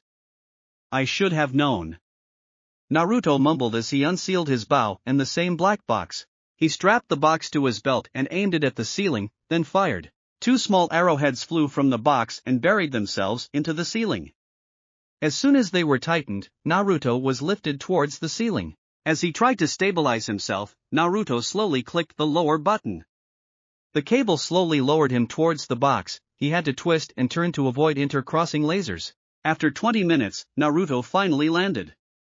He slowly removed the box and sealed it into his infiltration scroll, under an empty slot labeled Objective. As soon as it was secured, Naruto made his way halfway back up and cleared the lasers. He then began to swing on the wire, and as soon as he gained momentum, he jumped, releasing the arrowheads from the ceiling. As he landed, he tucked himself into a ball and rolled safely. He sealed everything back up and walked towards the nearest window, which was enforced by metal bars. He unsealed his katana and swung it hard twice, cutting the bars clean. As he looked outside, he saw he was now facing the opposite side of where he entered. He looked to see the nearest tree was extremely far away. He unsealed a large length of rope, tied it to an arrow, and shot the arrow into the side of the building. He gripped the rope and slowly made his way down. After he touched ground, he tugged the rope 3 times, loosening the arrow so it fell. The noise attracted a few robots. Naruto was once again sweating bullets as he dove into the nearest length of bushes. The robots looked around the area, but found nothing, so they went back to their post. Naruto then sealed the rope and arrow back into his infiltration scroll and tucked it away into his vest's pocket. After sealing his arrow, Naruto dashed towards the south perimeter of the Forest of Death, happy his mission had been successful. Meeting point. Naruto grinned as he arrived. I did it, you guys! Naruto yelled, only to feel a sharp pain in his side as a large steel-toed boot buried itself into his side and threw him to the ground. Naruto looked up to see Hawkeye, Captain America, and Black Widow standing before him in their Avengers uniforms, weapons in hand. We told you would face 3 powerful opponents. Your final test is to kill us, Captain stated coldly as he prepared his shield. No holds barred, no pulled punches. If you don't kill us in these robot bodies, we'll kill you, Hawkeye stated as he loaded an arrow into his bow. Come on, show us how you've grown, Natalia finished as she loaded a small revolver in her hand. Chapter 8. In an alternate storyline, Ultron killed all of the Avengers except Tony, Vision, and the Hulk. This is the one I'm using for the reference below. Since my beta's gone MIA, I decided to treat you guys. Enjoy. Last time, come on, show us how you've grown. Natalia finished as she loaded a small revolver in her hand. Now, Naruto looked at the 3 legends standing before him as he rose to his feet. He wiped a bit of saliva trailing from his mouth, a side effect from the kick. Damn, you guys really pulled out all the stops, he remarked offhandedly and unsealed his standard katana from his shoulder. Any chance of this being a fair fight? Naruto asked with a smirk. He was replied by Captain throwing his shield towards him as Natalia charged forward. Guess not. Naruto quickly jumped backwards to avoid the shield, but was put on the defensive as Natalia attacked him. She went through a series of strikes to his body, but he managed to avoid all of them. She stomped her foot on the ground and released the retractable blade. She then followed up with a kick to Naruto's face, which he managed to catch. Before Natalia could retaliate, Naruto kicked her supporting foot out from under her and slammed her into the ground. He reached for a kunai to end it with, but was slammed into by Captain America and was sent sprawling into the ground. Hawkeye took this opportunity and fired an arrow with an attached bomb towards Naruto. Naruto jumped to his feet and threw the kunai towards the incoming arrow, then began a chain of hand seals. Shadow kunai technique. He yelled as the slim kunai multiplied into dozens. As soon as both of the projectiles collided, a large explosion shook the clearing. Damn it, these guys aren't holding anything back, Naruto thought as he took cover behind a large boulder and took out his 2 guns. As the smoke cleared, Natalia again tried to rush him, only to be stopped by the hail of bullets aimed at her. She quickly turned and took refuge with Cap and his shield. As soon as she counted 34 bullets, she jumped out and rushed his defense with Cap, only to find him gone. Shit! She yelled as she raised her hands to block an incoming kick.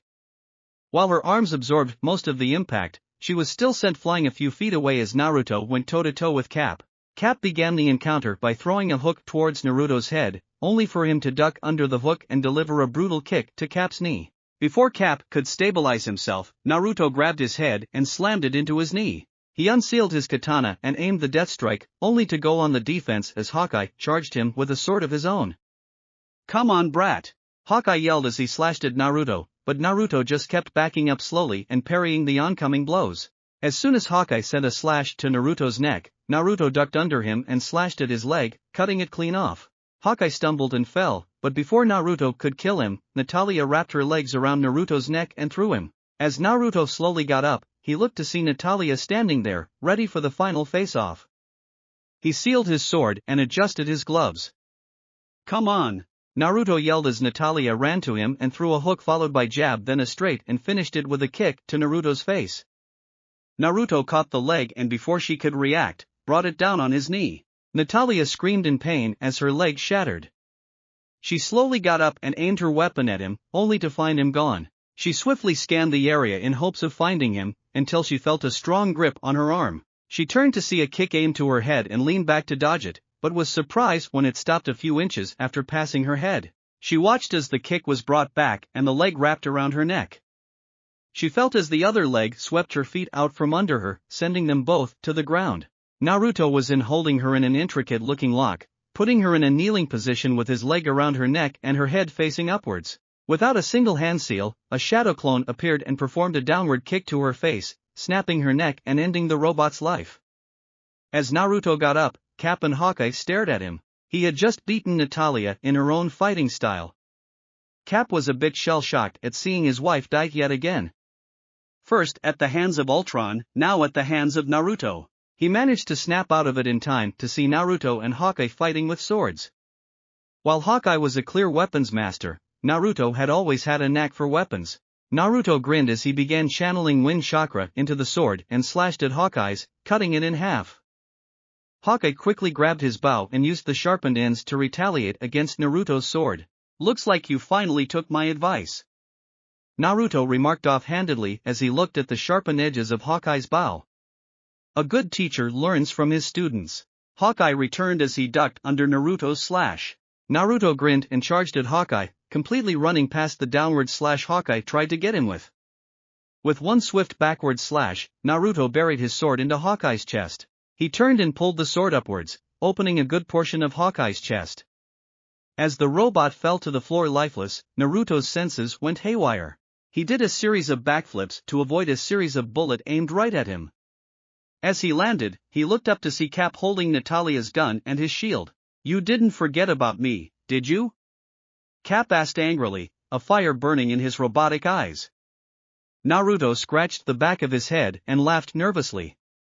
Maybe, he said and began running. Cap wasted no time and began firing the bullets left in the chamber at him. As soon as the bullets ran out, Cap tossed the gun to the ground. He looked around carefully, only to see an arrow headed towards him. As soon as it landed, it exploded, sending Cap off his feet. What the hell? I thought Hawkeye didn't teach him how to make detonating arrows. Cap thought as he tried to get up, his confused brain trying to make sense of what just happened. As soon as he got to his feet, a large boot impacted with his head and sent him back down. Cap looked up to see Naruto over him, bow and arrow in hand. Naruto quickly let an arrow loose and watched it dig itself into the stomach of the robot. A few seconds later, one final explosion shook the forest as the robot was scattered to hundreds of tiny pieces. Naruto grimaced as he walked up to Tony and Jarvis. Good job, kid. Tony said as he patted the boy on the back. This isn't a time to celebrate. I just killed them for no good reason. I don't deserve to be part of the Avengers. Naruto said grimly as he walked towards the entrance to the bunker, only to be stopped by an arm on his shoulder. He turned to see Natalia, Cap, and Hawkeye standing there, unharmed. You guys are alive. But how? Naruto asked, tears of joy forming in his eyes. Please, those were just robot units. So long as our memory banks remain and there is a capable robot, we won't be leaving you alone, Natalia said as she hugged a now sobbing Naruto. She smiled as she saw his reaction. This was what finished his trials. Despite the fight and trials, he was able to do what needed to be done, and he didn't kill without emotion, but rather mourned the dead, despite they were enemies. Despite the inhumane levels of training Naruto took part in, he still retained the one thing every Avenger should have. His humanity. Hey kid, hand me that box you retrieved. Tony said. Naruto nodded as he wiped away the tears running down his cheeks and made his way towards the group with Natalia. He unsealed the box and handed it to Tony, who in turn handed it to Cap. Congratulations, Naruto. Cap began as he took out a belt buckle with the Avengers insignia on it and another Avenger A that looked like it could be clipped to his vest. You have been through 8 long years of training, but have more than proven yourself of being worthy of being an Avenger. Today, you officially join our ranks as the first Avenger in 500 years. Codename, Maelstrom. Captain finished. But why Maelstrom? Naruto asked with a smile. Because you somehow managed to suck in everything we taught you and made it your own. You mastered the teachings and improved them to such an extent that we were beaten by what we taught you. Natalia finished with a small smile on her face. And as custom dictates, I now pass my assassin's name on to you. From now on, in infiltration, information, and assassination, you will be known as the new Black Widow. Naruto smiled as he hugged each of them. Thanks guys. You have no idea what this means to me. Chapter 9. Last time. Thanks guys. You have no idea what this means to me. Now, Naruto groaned as his alarm clock went off. Yesterday, he had managed to defeat Captain, Natalia, and Hawkeye. Today was his first official day as an Avenger. He put on his black cargo pants, steel-toed boots, and a black t-shirt and headed towards the kitchen. As he walked down the passageways, he noticed the maintenance robots seemed to be busy today, sunning left and right to service access tunnels if he guessed correctly. He shook it off as he arrived at the kitchen and made his breakfast. Naruto scrambled a few eggs, toasted some bread, chopped some fruit, and made himself a cup of coffee. However, before he could actually eat, the screen in the kitchen blinked on and Natalia, Cap, Tony, and Hawkeye were shown on the screen. Naruto, have you eaten yet? Natalia asked through the screen. Actually, I was just about to before you called. He replied. Good. Meet us in the rec room right now. We need to talk. Came the response from Captain. Naruto groaned as he looked at his fresh breakfast, but relented and headed towards the rec room. Rec room. Are you sure the process will not harm him in any way, Jarvis? Captain asked as he looked at the holographic man. Yes, Tony. His body is fit enough to where the stimulation of his cells to grow at an advanced pace will not hurt him, but benefit him. Jarvis replied, calming Tony down. What about his chakra network? Will it be able to handle the stress? Natalia asked as she looked at the worried face of Cap. Since the cells will be forced to grow at an accelerated rate, I believe his coils will become larger and larger by the process. And his chakra core will respond to the enlarging chakra coils by producing more and more chakra at an accelerated rate, increasing his reserves. Jarvis replied, calming Natalia. However, his control over his reserves will be shot to hell. Tony added as an afterthought, worrying Natalia. As soon as he saw the worry on her face, he immediately realized his mistake. But it's fine. He knows how to form chakra strings, he knows water walking, tree climbing, and kunai balancing. With his knowledge and a few shadow clones, he will be back at his old level in no time. Tony finished as Naruto walked into the room. All eyes fell on Naruto as he sat in his seat. You guys wanted to discuss something? Naruto asked as he looked at the Avengers. Jarvis stepped forward and began to ask a few questions. Hello Naruto. When was the last time you ate? Yesterday morning, before the exam. Naruto replied. Any abnormalities in your chakra coils you can feel? No, not really. Why are you asking all of these questions? Naruto replied and asked. Well Naruto, do you remember how I became the super soldier I am? Captain asked, cutting Jarvis off and asking Naruto a question. Yeah, you told me an old friend of yours developed a serum and you volunteered to be a human guinea pig. But what about the serum? You said it's been lost for ages. Naruto replied. Jarvis has managed to recreate the serum to a certain degree and has changed it based on a few notes from the Namake's library. Tony answered as he looked at Naruto with an expressionless face. Wait, you mean he cracked it? Naruto asked with an odd expression. Yes, but not quite. Natalia said as she pulled up a computer screen. The current serum we have only increases strength, stamina, speed, and a quicker metabolism. It offers no advanced healing, muscle growth, or physical growth like Captain's did. In layman's terms, you wouldn't change on the outside, just the inside. Natalia finished as she looked at Jarvis. I discovered a few intriguing notes in the Namake's library, Jarvis said as he handed Naruto a file. Naruto opened it to see pictures of an odd bacterium and test results. That bacteria were created by Orochimaru of the Sannin in an attempt to create the perfect body. It stimulates chakra cores in order to heighten reserves as much as possible. As you can see, many of his experiments died because their chakra coils were unable to adapt. Jarvis said as Tony took over. Due to the serum and you having a healing factor due to your Uzumaki heritage, we believe that the bacteria might be a success in you. Of course, your control over your reserves will be shot to hell, but we're confident you can get it back to snuff. Naruto smiled and nodded at Tony's comment, but turned to see Cap's serious expression. There is one downside. We will need huge amounts of power to get this project going. While the nuclear reactor here could power it, I'm afraid it would suffer a major meltdown and this whole bunker would be uninhabitable. We would no longer be with you, Naruto. You would be on your own with power. Ultimately, we have decided to let you make this decision. Power, or no. Naruto cut Captain off before he could finish his question. What do you mean Naruto? Natalia asked as she sat next to him. You guys are my family, my real family. You guys trained me, cared for me when I was sick, and helped me with my problems. I am not going to give that up. I'll find some other way to get stronger, but not at the cost of those that are closest to me. Naruto said, making Cap look at him with wide eyes. Instead of taking power to accomplish whatever he might want, Naruto chose his family and those that were precious to him. While Cap may have been hesitant to give Naruto the serum because he feared it would turn him into another Red Skull, that statement erased any doubt he had. Captain smiled as he tossed Naruto a pair of keys and a map.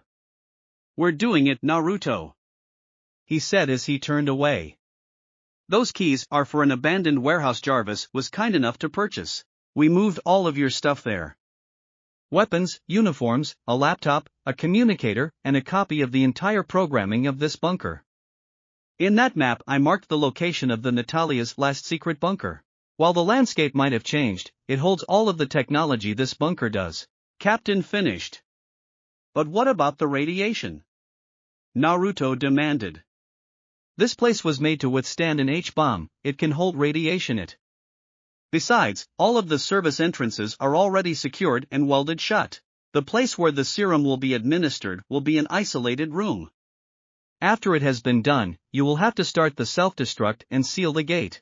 No technology or anything from this bunker can be exposed to the outside world. Before Naruto could retort, he felt a sharp pain in the back of his neck and he slumped in his chair. Everyone turned to see Black Widow holding him, making sure he didn't slam his head onto the table. I'm sorry, Naruto, but this is for your own good, she whispered as she ran her fingers through his hair. Time skip, Project Chamber. Naruto groaned as he felt a small prick in his shoulder. He looked up to see Tony injecting something into his shoulder. That wasn't too bad, he said, making Tony look up at him.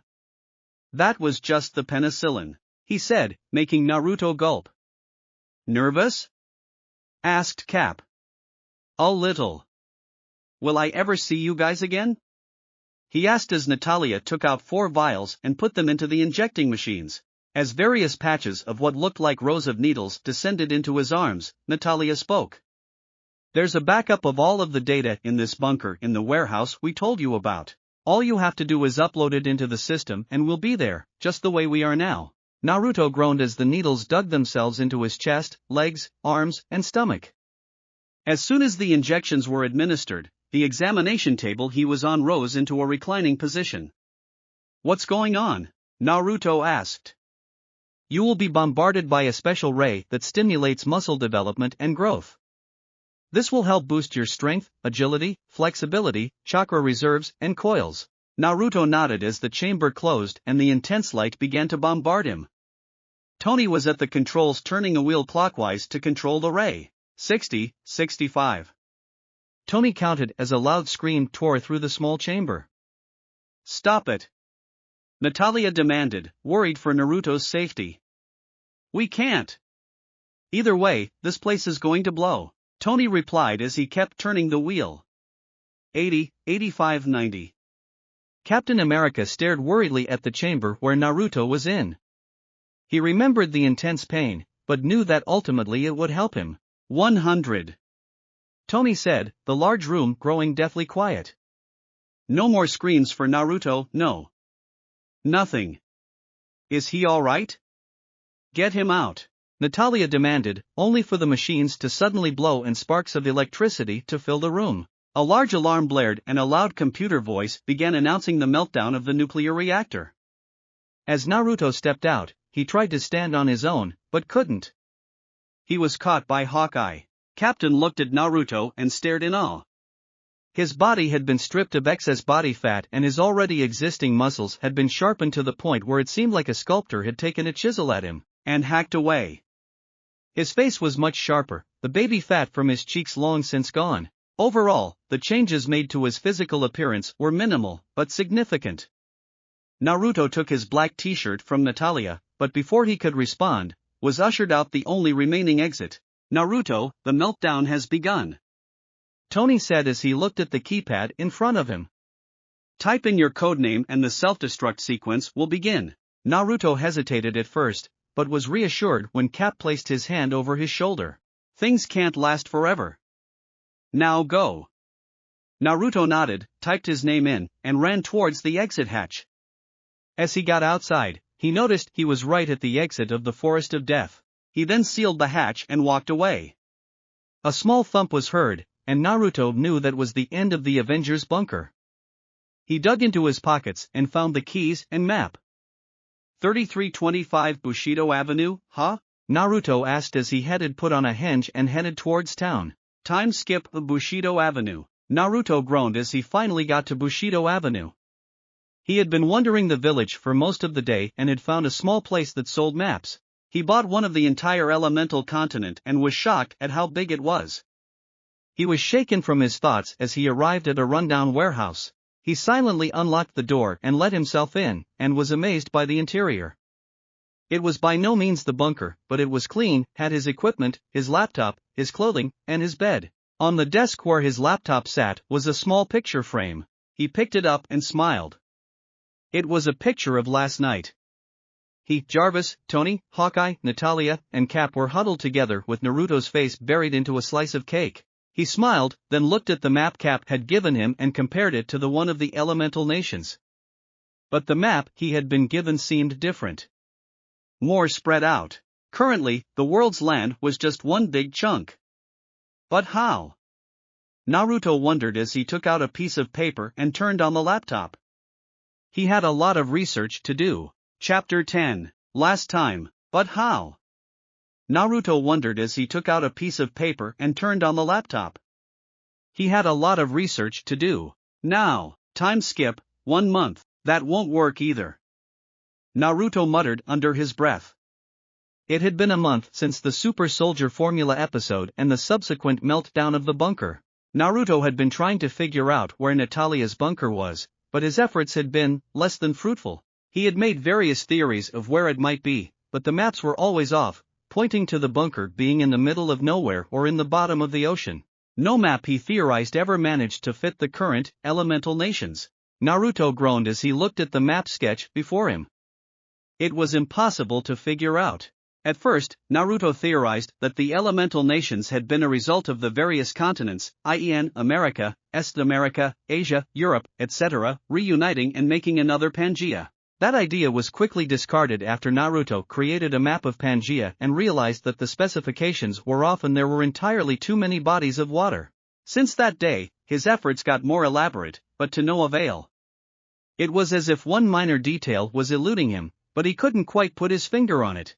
He shrugged as he put on a coat and headed to a nearby bar and grill.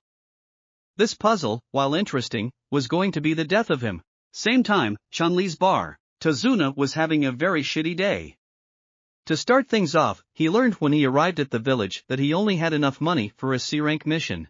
Everyone told him that the Kage was a good man who would listen and try to help. Bullshit.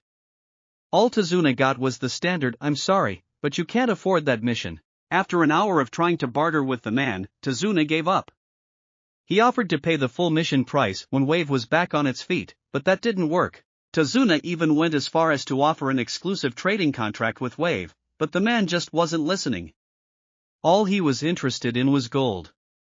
I guess it is the one thing that makes the world go round, Tazuna mused as he went back to his drink.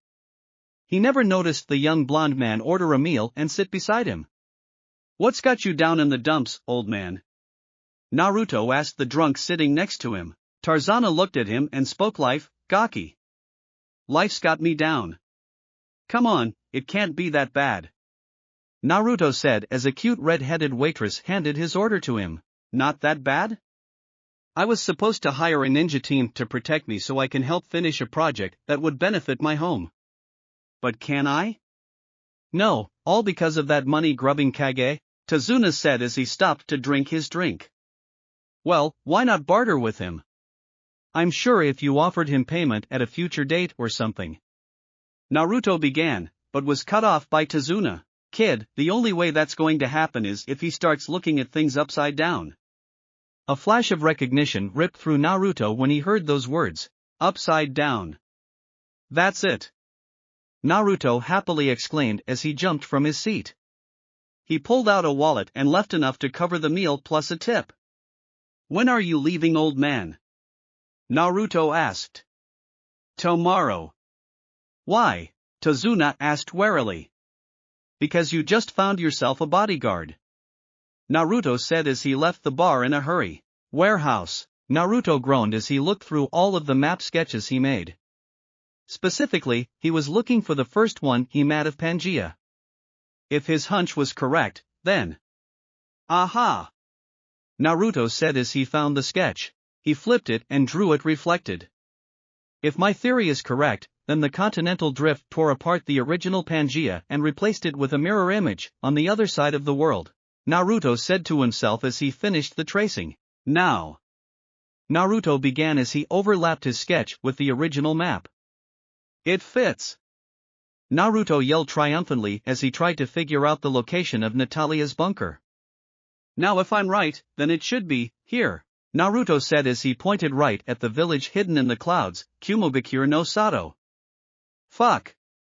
Naruto said as he saw how far he would have to travel. It was literally the other way. Naruto groaned, but started collecting his items and sealing them in scrolls. Part of being an Avenger was helping people who needed help, and that drunk in the bar looked like a dead man walking. Time skip, the next day, Naruto waited patiently at the village gates for Tazuna. He had locked the warehouse up and had taken everything of value with him. This might be the last time he saw this wretched village, and he could without a doubt say he wouldn't miss it. Since he spent all of his time in the bunker, he didn't really have any connections here. All he had were memories. Naruto was shaken from his thoughts as Tazuna arrived at the gate. Oh, you were serious? Listen kid, I know I was drunk last night, but you don't have to stick your neck out for me. I've led. Tazuna began, only to see Naruto already outside the village gates. Hey brat, wait up! Tazuna yelled as he jogged to Naruto. You know there's little pay, right? Tazuna began. Did I ask for money? Naruto replied as he continued to walk. It's life-threatening. Won't your parents be worried? Tazuna asked, and Naruto thought to Kushina and Minato. I sincerely doubt it. He replied, what about? Are you trying to talk me out of helping you? Naruto asked Tazuna, who quickly shut up. Well, since you're hell-bent on it, I might as well tell you the full story. Tazuna said as he took a seat and wove a tale of Wave Country and how Gato was running it to the ground. By the end of the story, Naruto spoke so basically, a tyrant has managed to worm his way into immeasurable power and is tormenting your people, and your bridge is the only thing that could liberate Wave from its dependence on him? Naruto asked. Sounds about right. Tazuna said as he studied Naruto's face, trying to see what the teen was going to do. Then we have no time to waste, Naruto said as he got up and walked towards the land of waves. Tazuna followed him. You know you could die, right? Tazuna asked grimly. I could, but then again I could live. And where's the fun in that? Naruto asked, making Tazuna look at him strangely. What do you mean, brat? You either die for something or live for nothing. I never was the type to be idle. Naruto replied. I like you, kid. What's your name? Isn't it common courtesy to introduce yourself before asking someone else's name? Naruto asked in response, making Tazuna sweat drop. I'm Tazuna, the super bridge builder. Naruto. Naruto Romanov. Naruto replied as he kept walking. Time skip. One day, Naruto grinned as he and Tazuna walked towards the docks. These last few days weren't that bad with the drunk, besides the fact that Tazuna wanted to stop off at every bar they passed. Naruto was shaken from his thoughts as he saw a puddle in his way. A puddle? Dry ground, cracked from dry heat. Far away from any settlement, so a wandered spilling is less likely, especially that amount. It's an ambush. He thought as he quietly took out a kunai. Now! Gozu yelled as he and Meizu jumped upwards, ready to attack Naruto. They tried to wrap the chain from their gauntlet around Naruto, but he managed to backflip over it. Before the demon brothers could react, Naruto was in front of Meizu. After a hook to Meizu's jaw, Naruto jumped up and rammed his knee into Meizu's face. A sickening crunch was heard as Naruto broke Meizu's nose and dropped him on the floor. Gozu disconnected his gauntlet from the chain and charged at Naruto, only to be stopped by a large kick to his head. He was sent sprawling to the floor while Naruto took the opportunity to tie them up. Who sent you? Naruto asked the brothers as he stood over them. I don't know what you're talking about. Gozu said in a bit of fear. Please. This ambush was the work of an amateur. Considering you guys are missing Nin at Chunin level, it's obvious you're working under someone to gain an indirect protection. Now I'll ask again, who sent you? Naruto asked as he pulled out his gun. Ha ha ha ha ha ha, you won't be able to defeat him like you did us, he's in a league of his own. Gozu stated with an insane smirk. Well, we won't know until we try, will we? Naruto asked as he shot Gozu through the heart, killing him. You going to talk? Naruto asked Meizu, only for the Nin to shake his head.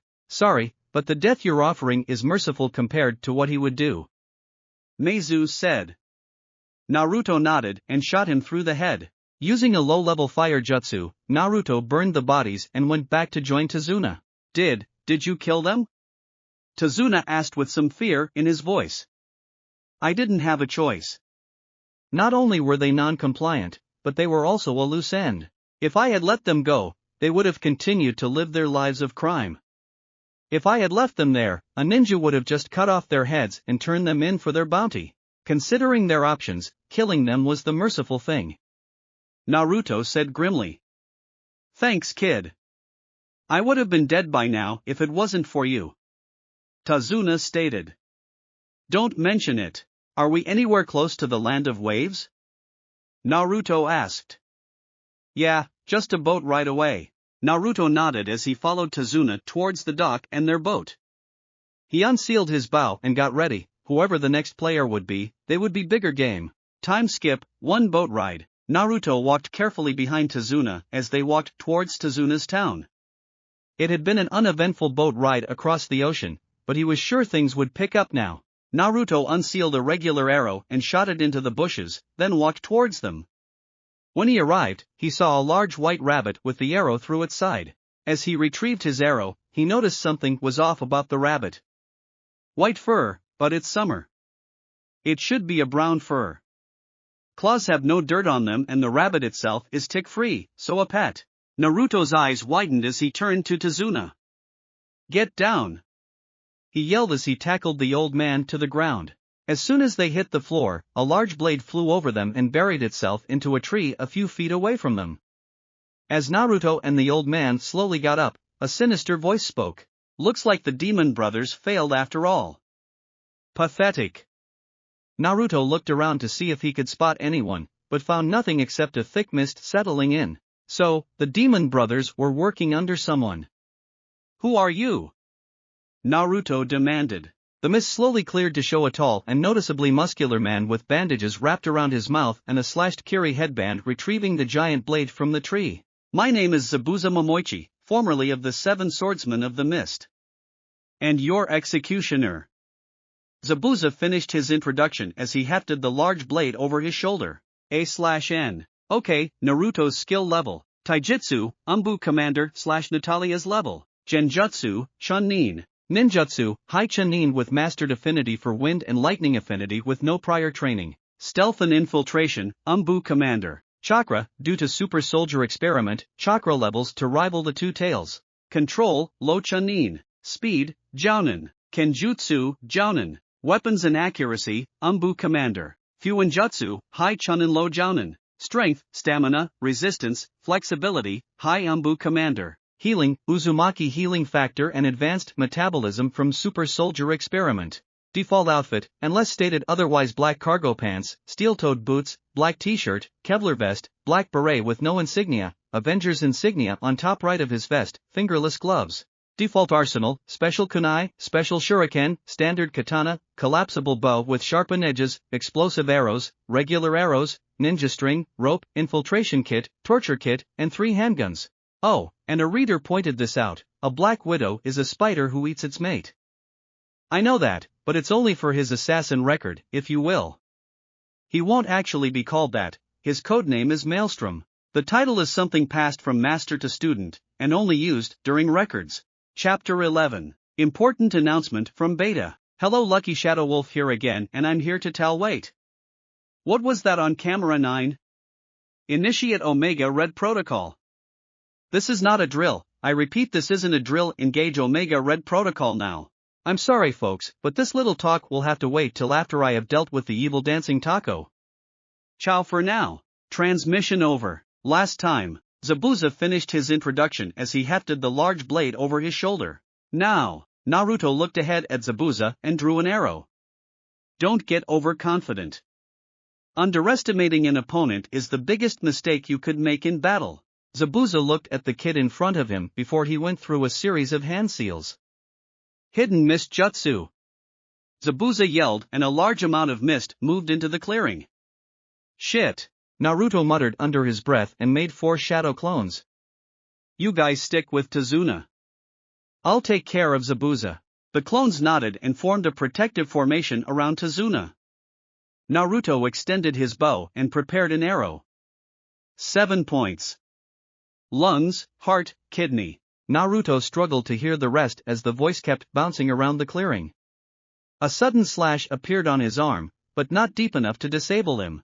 Naruto winced at the burning sensation in his arm, but ignored it for the moment.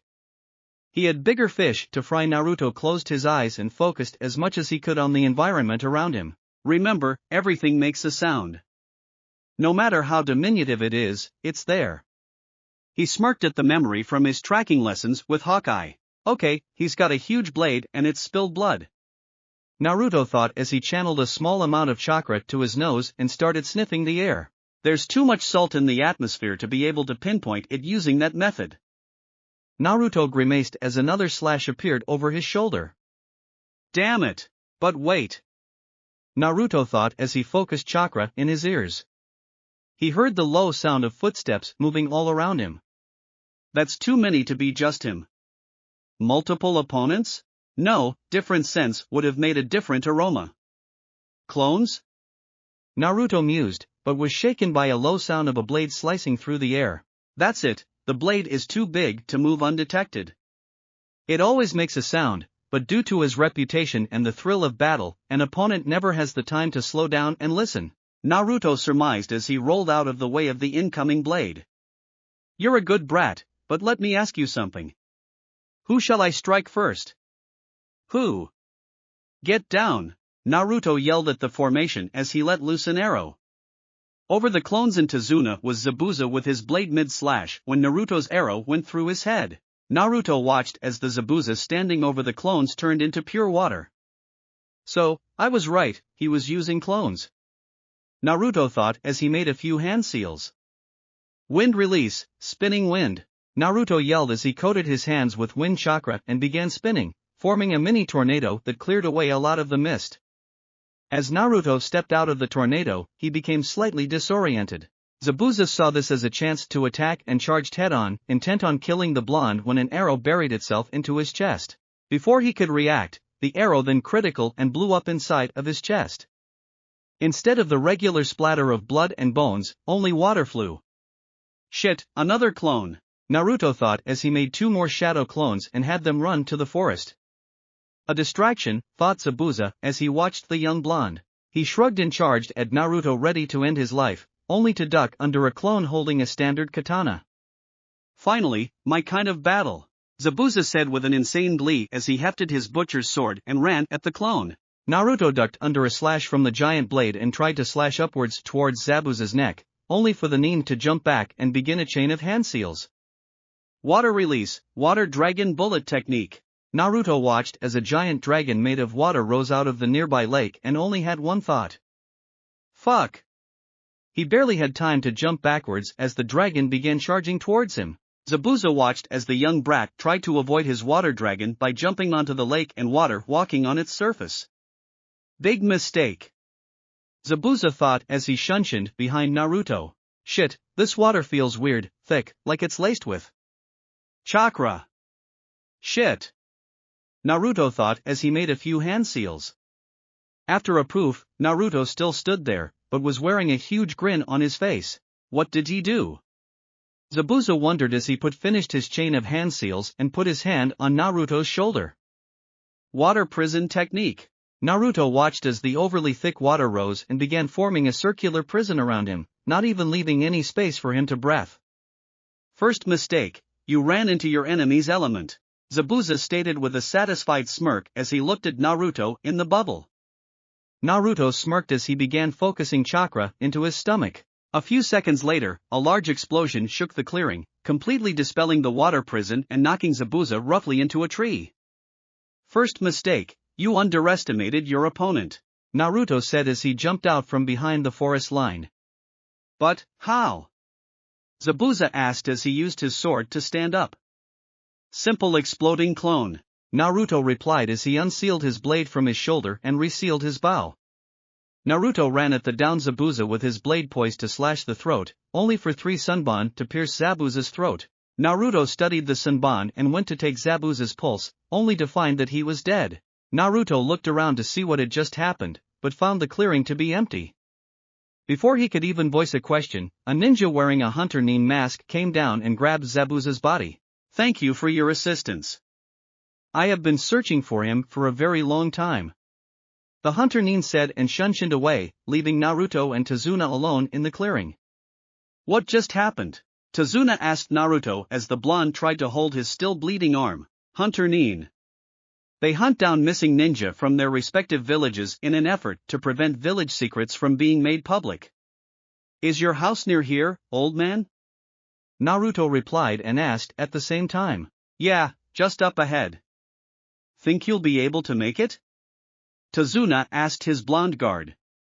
Yeah, I just need a good night's rest and an antibiotic cream or ointment, Naruto said as he followed Tazuna towards his house.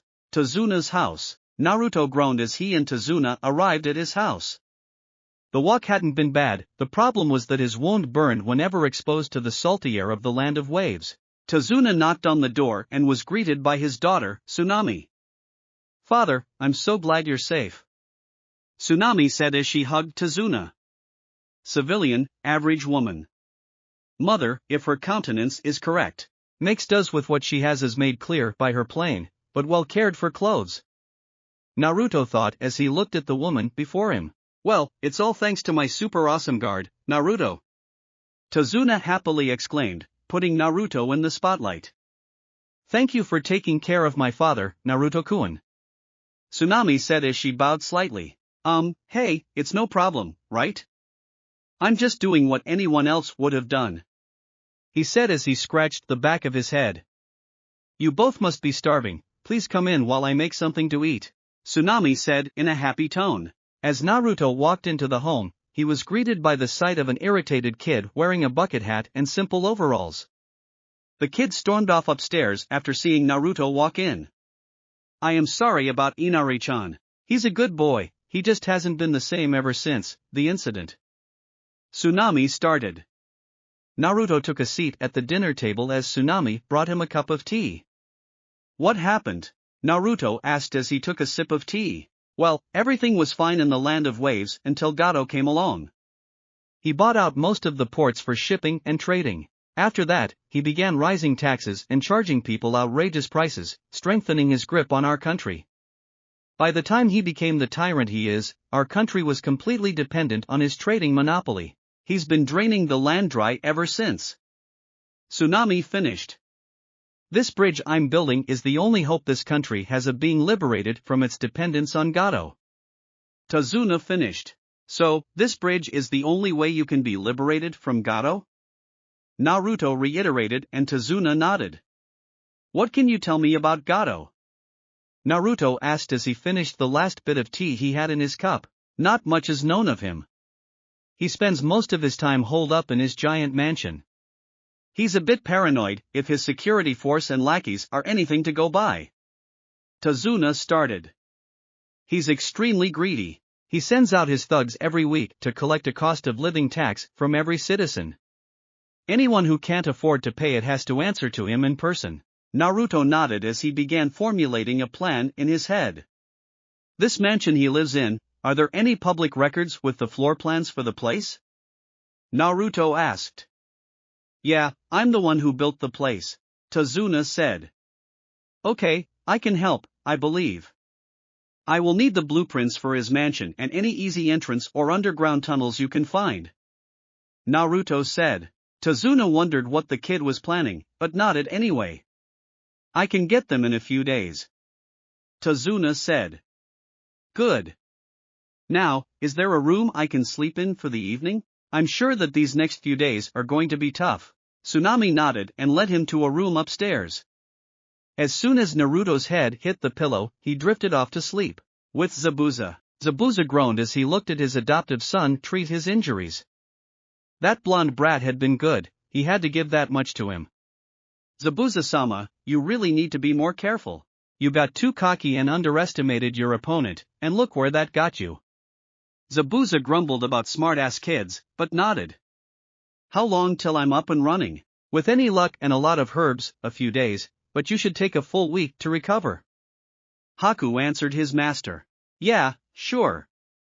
I'll make sure that I'm well rested and ready for my rematch with the brat. I'm sure he won't make it easy. Zabuza finished with a small grin.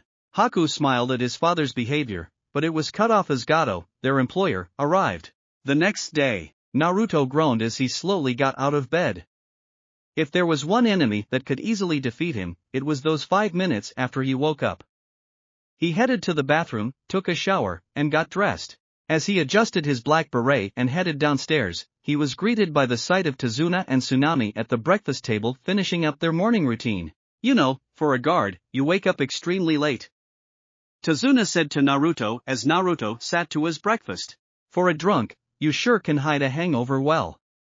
Naruto said as he tapped his glass with his fork, making Tazuna wince at the noise. It felt like a needle was being forced through his skull. Touché. Now hurry up. We have to go to the bridge and make sure everything is going well. Naruto nodded as he finished up his breakfast. Time skip, the bridge. Naruto watched as the men worked on the bridge. While Tazuna might have been the world's most overqualified drunk, Naruto had to admit he did good work. The bridge was huge and very well constructed, especially considering the limited resource they had to work with. What do you mean you're quitting? Naruto turned to see Tazuna talking to some man who was quitting because the work had gotten too dangerous and he had to keep the safety of his family in mind. As Naruto approached Tazuna, the old carpenter began grumbling about his troubles. Damn it, not even a week and I've lost 4 men. Don't worry, something will turn up. Naruto said as he stood next to Tazuna. I doubt it, kid. I've drained most of my work offers here dry. Unless you want to help, I've got nothing. Naruto nodded as he adjusted his gloves and went to help the 2 men struggling to move a beam. Where are you going? Tazuna asked Naruto. To help instead of whine. Naruto replied. Tazuna was about to shoot back a smartass remark, but figured it was better left in his mouth. But this kid, who was he? Not only did he not expect pay for the work he did as a bodyguard, but he also helped out wherever he could. Then his words. To help instead of whine. Tazuna thought about these words. Sure, they were simple, but they seemed to hold such a great impact. Maybe it was time to stop sitting in the sidelines and to actually help. With that in mind, Tazuna headed off to see what was needed and how he could get it done. Chapter 12. Omega Red Protocol Disabled *. Hi everyone, it's me Lucky Shadow Wolf and I have some good news, great news, bad news, worse news, and finally some meh news concerning why I had to suddenly cut off my last transmission. So, in no particular order here they are.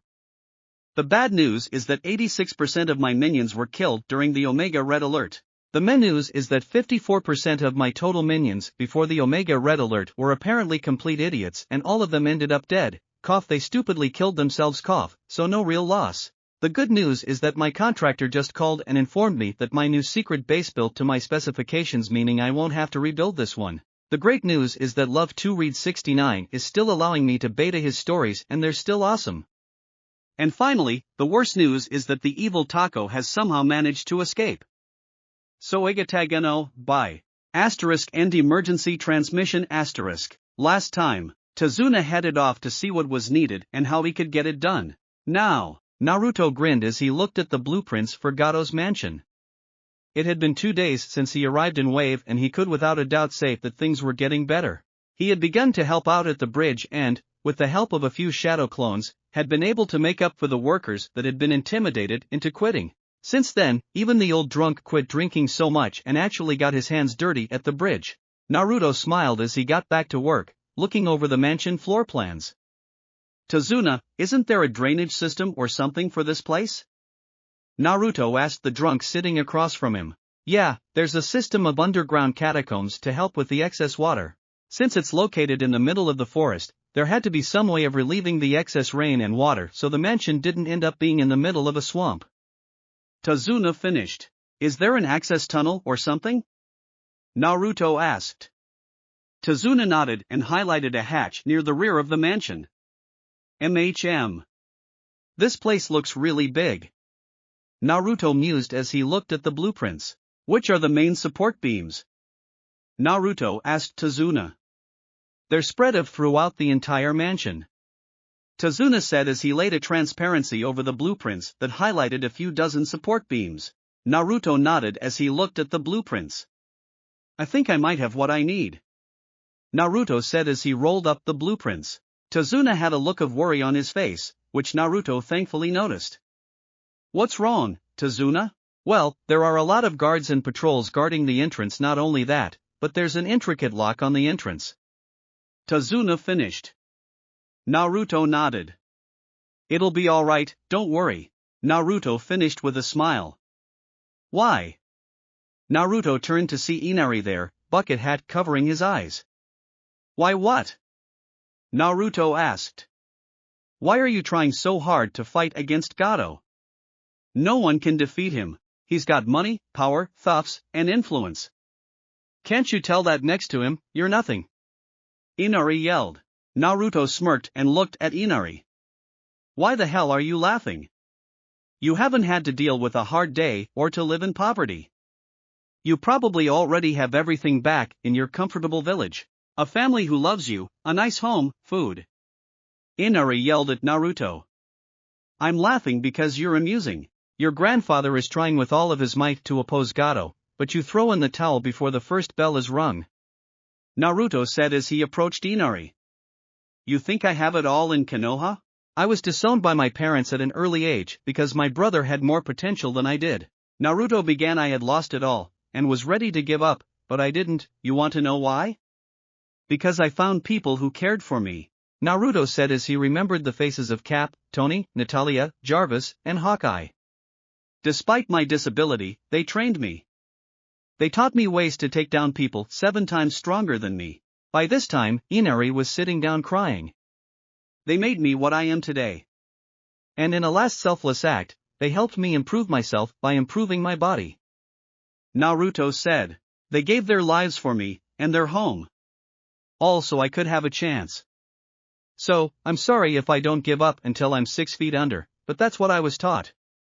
Naruto said as he ruffled Inari's hair. These tyrants, these dictators. They do nothing by the book. They just do whatever they want because they don't expect any consequences. In our minds, they are bigger because they have every advantage we don't. They have money, armies, and power. But if you look past it all, they're regular people. And I promise you that one way or another, Gato won't be troubling you anymore. Just don't lose the fire in your eyes. Once you lose that, you lose yourself. Naruto finished. Inari had a confused look on his face and stormed up to his room. Naruto-san, Tazuna started, getting his attention. Is what you said to Inari true? Every word. Naruto said as he sat down at the table. But what disability do you have? Tazuna asked, not meaning to pry. When I was little, my brother was targeted by an unknown assailant. I took the hit for him, but it left my chakra coils severely damaged, up to the point where I couldn't use chakra. Naruto finished. But that's ridiculous. I saw you make clones and use a jutsu on the bridge the day that masked ninja attacked. Tazuna exclaimed. Naruto smiled as he took a sip of his drink. Yes, that is true. You see, I was hit with a toxin designed to apparently destroy the chakra network. Thankfully, as part of my heritage, I have a slight healing factor. It took approximately 7 years to fix my coils. By then, my father had disowned me because he had already decided my younger brother was stronger than me. Naruto finished. Tazuna wanted to ask more questions, but decided to keep his mouth shut. Tazuna-san, is there a workshop where I can work metal around here? Naruto asked.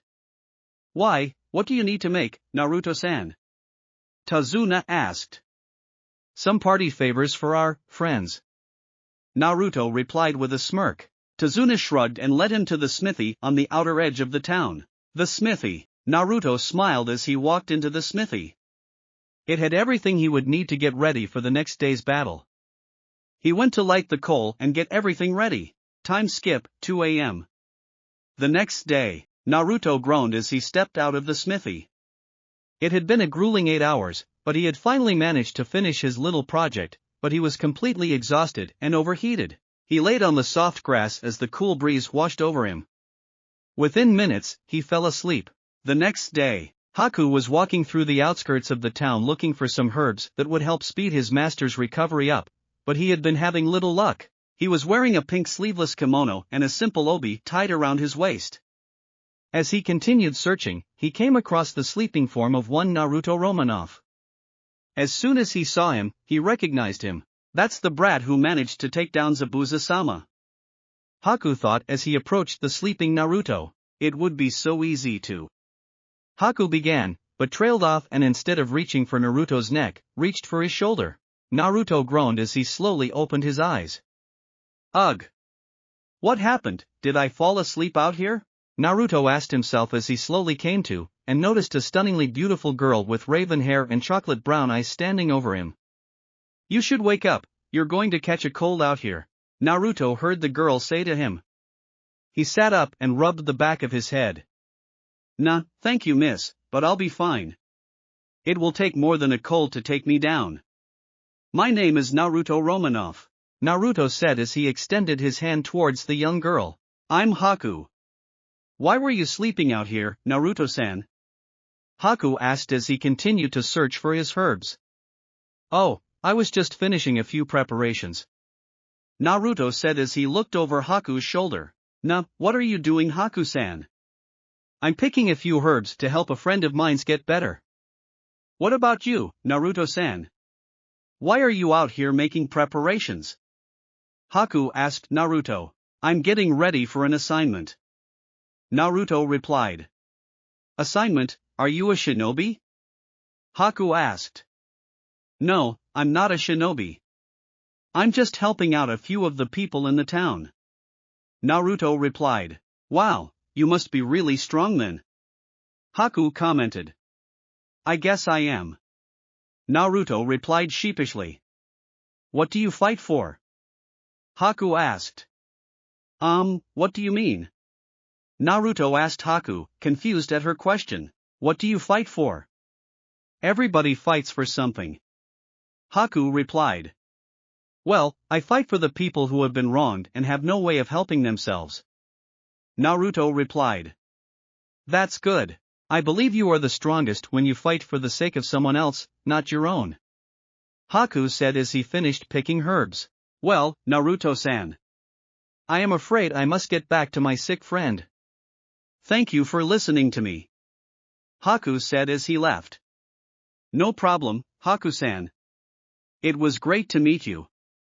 Haku smirked as he turned to look at him. By the way, I'm a guy. Haku finished as he left the clearing, leaving Naruto's face drained of blood. Gah! No. No freaking way.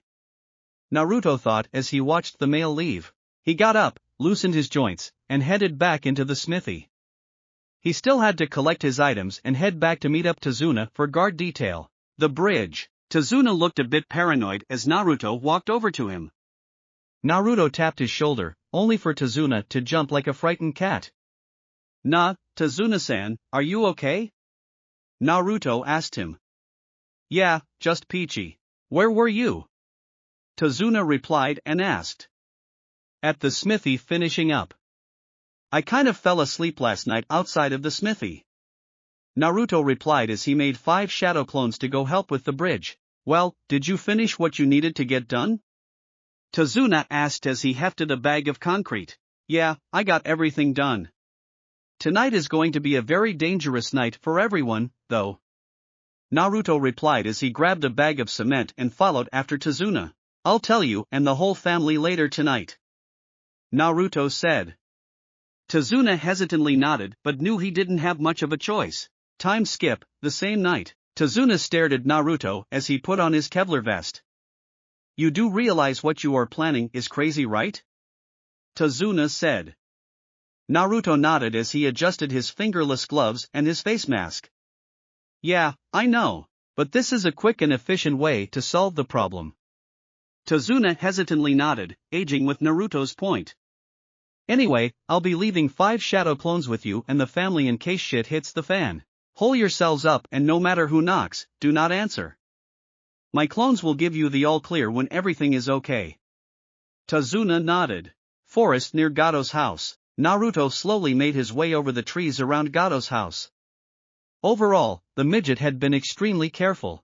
He had already ducked to avoid 5 patrols and had avoided 3 different tripwires, but the hatch was still swarming with bandits. It was literally right in the middle of a bandit camp. Shit. If I leave them alive, they'll terrorize the village after Gato is gone. If I kill them now, I run a greater risk of being discovered. Naruto mused as he took a kunai out of his pouch. The things I do. Naruto sighed out as he slowly made his way into the camp. Bandit camp. Naruto smirked as he saw the bottles of sake littering the entire campsite. Apparently, they had a big party and got stone-cold drunk. Most of them were passed out of the floor. He carefully went up to each one of them and slit their throats, being as silent as possible. At first, he winced at the loss, but after the 5th throat, ignored the feeling in favor of finishing the task at hand. He slowly walked up to the last of the 12 bandits, but his foot kicked an upright sake bottle. As the bottle smashed into the floor, the bandit began to stir. As he slowly opened his eyes, he was greeted by the stinging sensation of a kunai being rammed into his throat. Without making a sound, Naruto wrapped the man's head in his arms and laid him down. As Naruto wiped his kunai clean, he inspected the carnage. This feeling never went away. The knowing you extinguished a life, even if it was a life full of sin. He sighed and unsealed his lockpick set from his infiltration tools. After fiddling with the lock for 15 minutes, a small click was heard. Naruto removed the lock and quietly entered into the service entrance to the catacombs. He was in, and if he had anything to say about it, Gato had a few hours left to live at best. Chapter 13. Lucky Shadow Wolf. Well, everyone, it's me again, Lucky Shadow Wolf, and I know what you're wondering, and the answer is no, none of you smugly but monkeys will take my lasagna. Ya hear me, none of you will ever take my precious. Ha ha ha HIAA. I'm sorry, I don't know what came over me. Anywho, good news, I'm in my new base with my competent minions and I still the beta for this story. Bad news, I emptied my stash of vanilla Coke and Code Red Mountain Dew. So very sad. Love to read 69, asterisk smacks Lucky Shadow Wolf over the head and drinks a Code Red Mountain Dew in front of him, asterisk by the way, this was the last Code Red Mountain Dew you had. Warning. Torture scene in this chapter. Last time, he was in, and if he had anything to say about it, Gato had a few hours left to live at best. Now, Naruto stuck to the shadows as he entered a large room, where the first main support beam was supposed to be. He quietly made sure that no one was in the room and made an all-too-familiar hand seal. Shadow Clone Jutsu. He whispered as 3 clones popped into existence. Everybody knows the plan, right? Naruto asked his clones as he unsealed the project he had been working on in the smithy. He took out a small storage scroll from his vest pocket and channeled a bit of chakra into it before he threw it on the floor. With a large poof, 3 quivers full of arrows appeared. Naruto motioned for each of the clones to pick one up and made sure there were enough arrows. Once the equipment was distributed, Naruto spoke, "Alright, security here in the catacombs is lax at best. Either way, we can't afford to get caught. You two," he pointed at the 2 clones in front of him, "your job is to tag every major support beam down here." He finished as he pointed at the specific beams on the blueprints. "Split up if you have to, but make sure you aren't caught." Naruto picked up the map and studied the entrances. "You're with me," he said to the last clone as he unsealed his own bow and arrows. The clone nodded. "We meet back up here in 20 minutes. Naruto finished the plan. "What if you don't make it back?" one of the clones asked. "Then you know what to do," Naruto quickly replied. "We'll leave," the clone stated. "No, you idiot, you wait another 10 minutes. Naruto replied at the clone as he and his clone headed towards the entrance to the main household. Main household. Naruto whistled silently at the inside of Gato's home. He had to admit, for an oppressive tyrannical dictator, the man had class. He shook his thoughts as he ducked into a dark shadow to avoid a group of guards. His shadow clone had already left to tag the important support beams, leaving him to his own devices.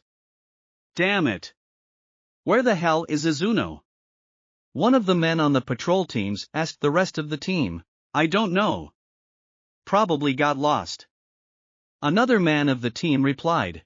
Yeah, we'll let the little shithead get lost.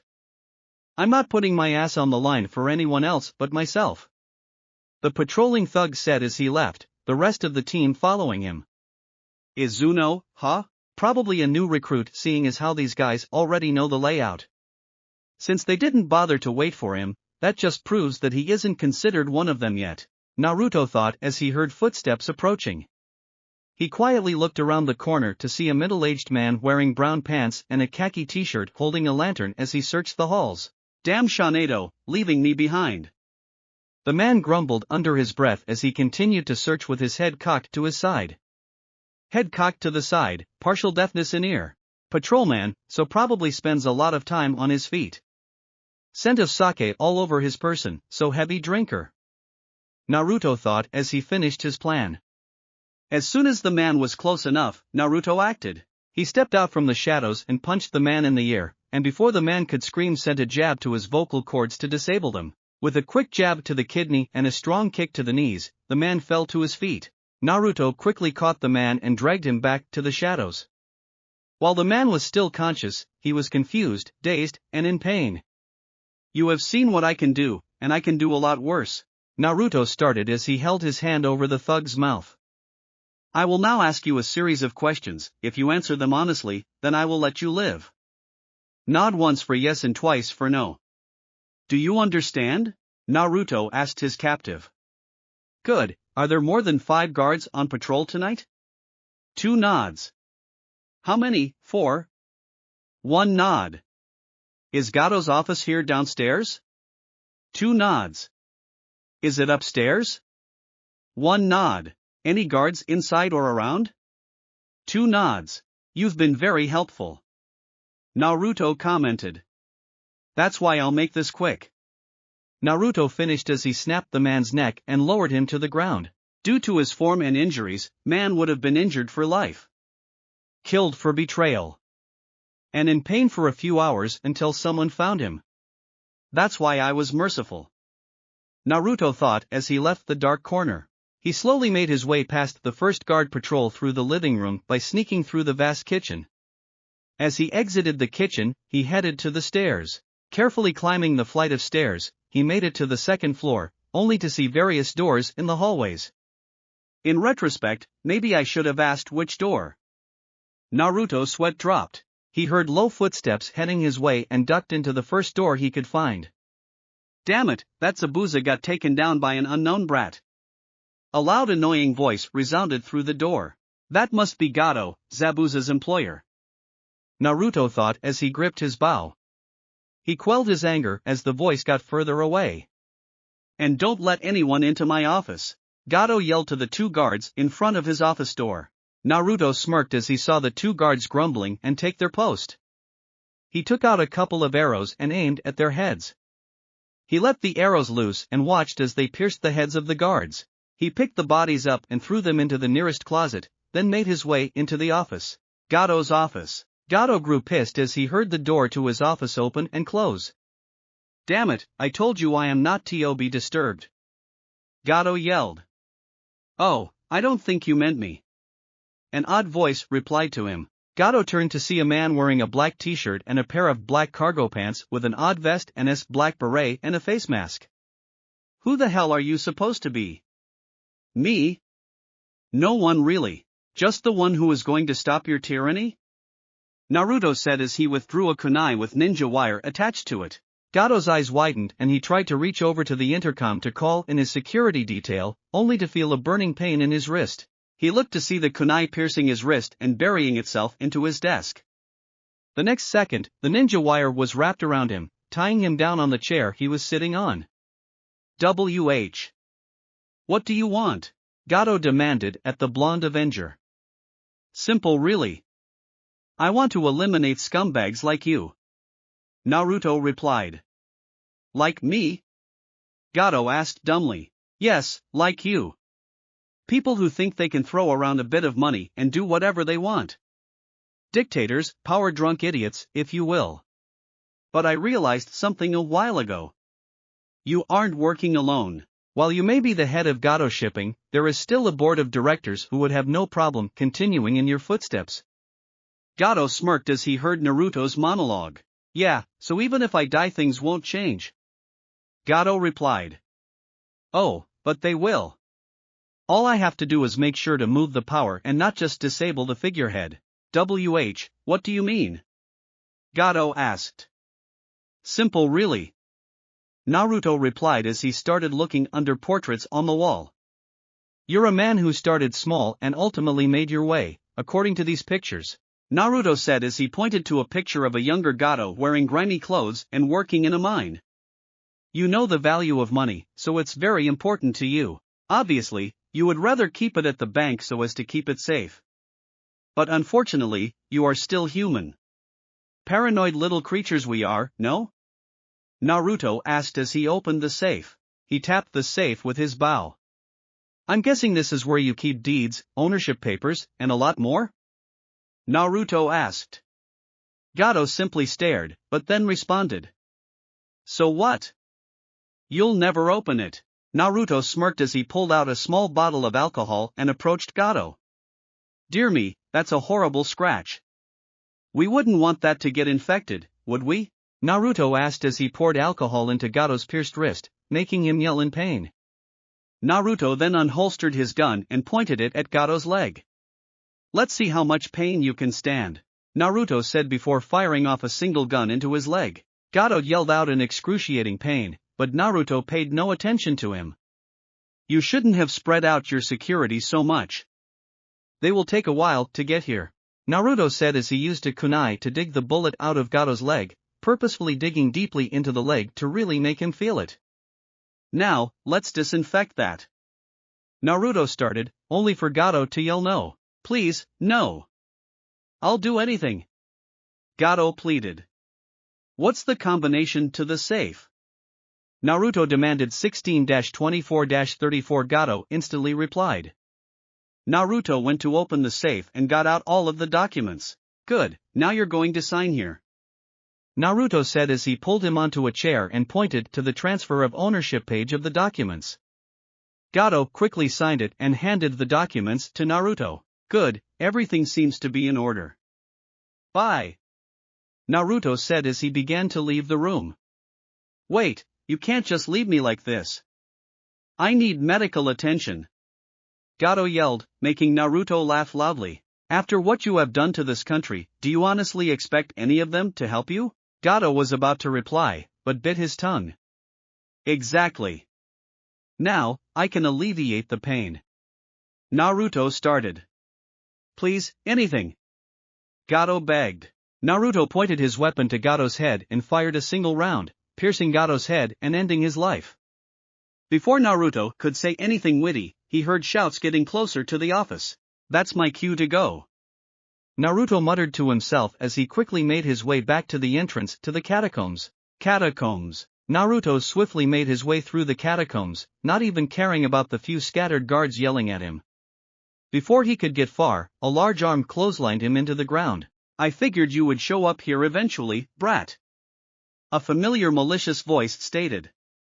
Naruto quickly got to his feet and looked up to see Zabuza staring at him. Zabuza, Gato's dead. You have no more reason to fight. Naruto stated. Wrong. You just killed my meal ticket.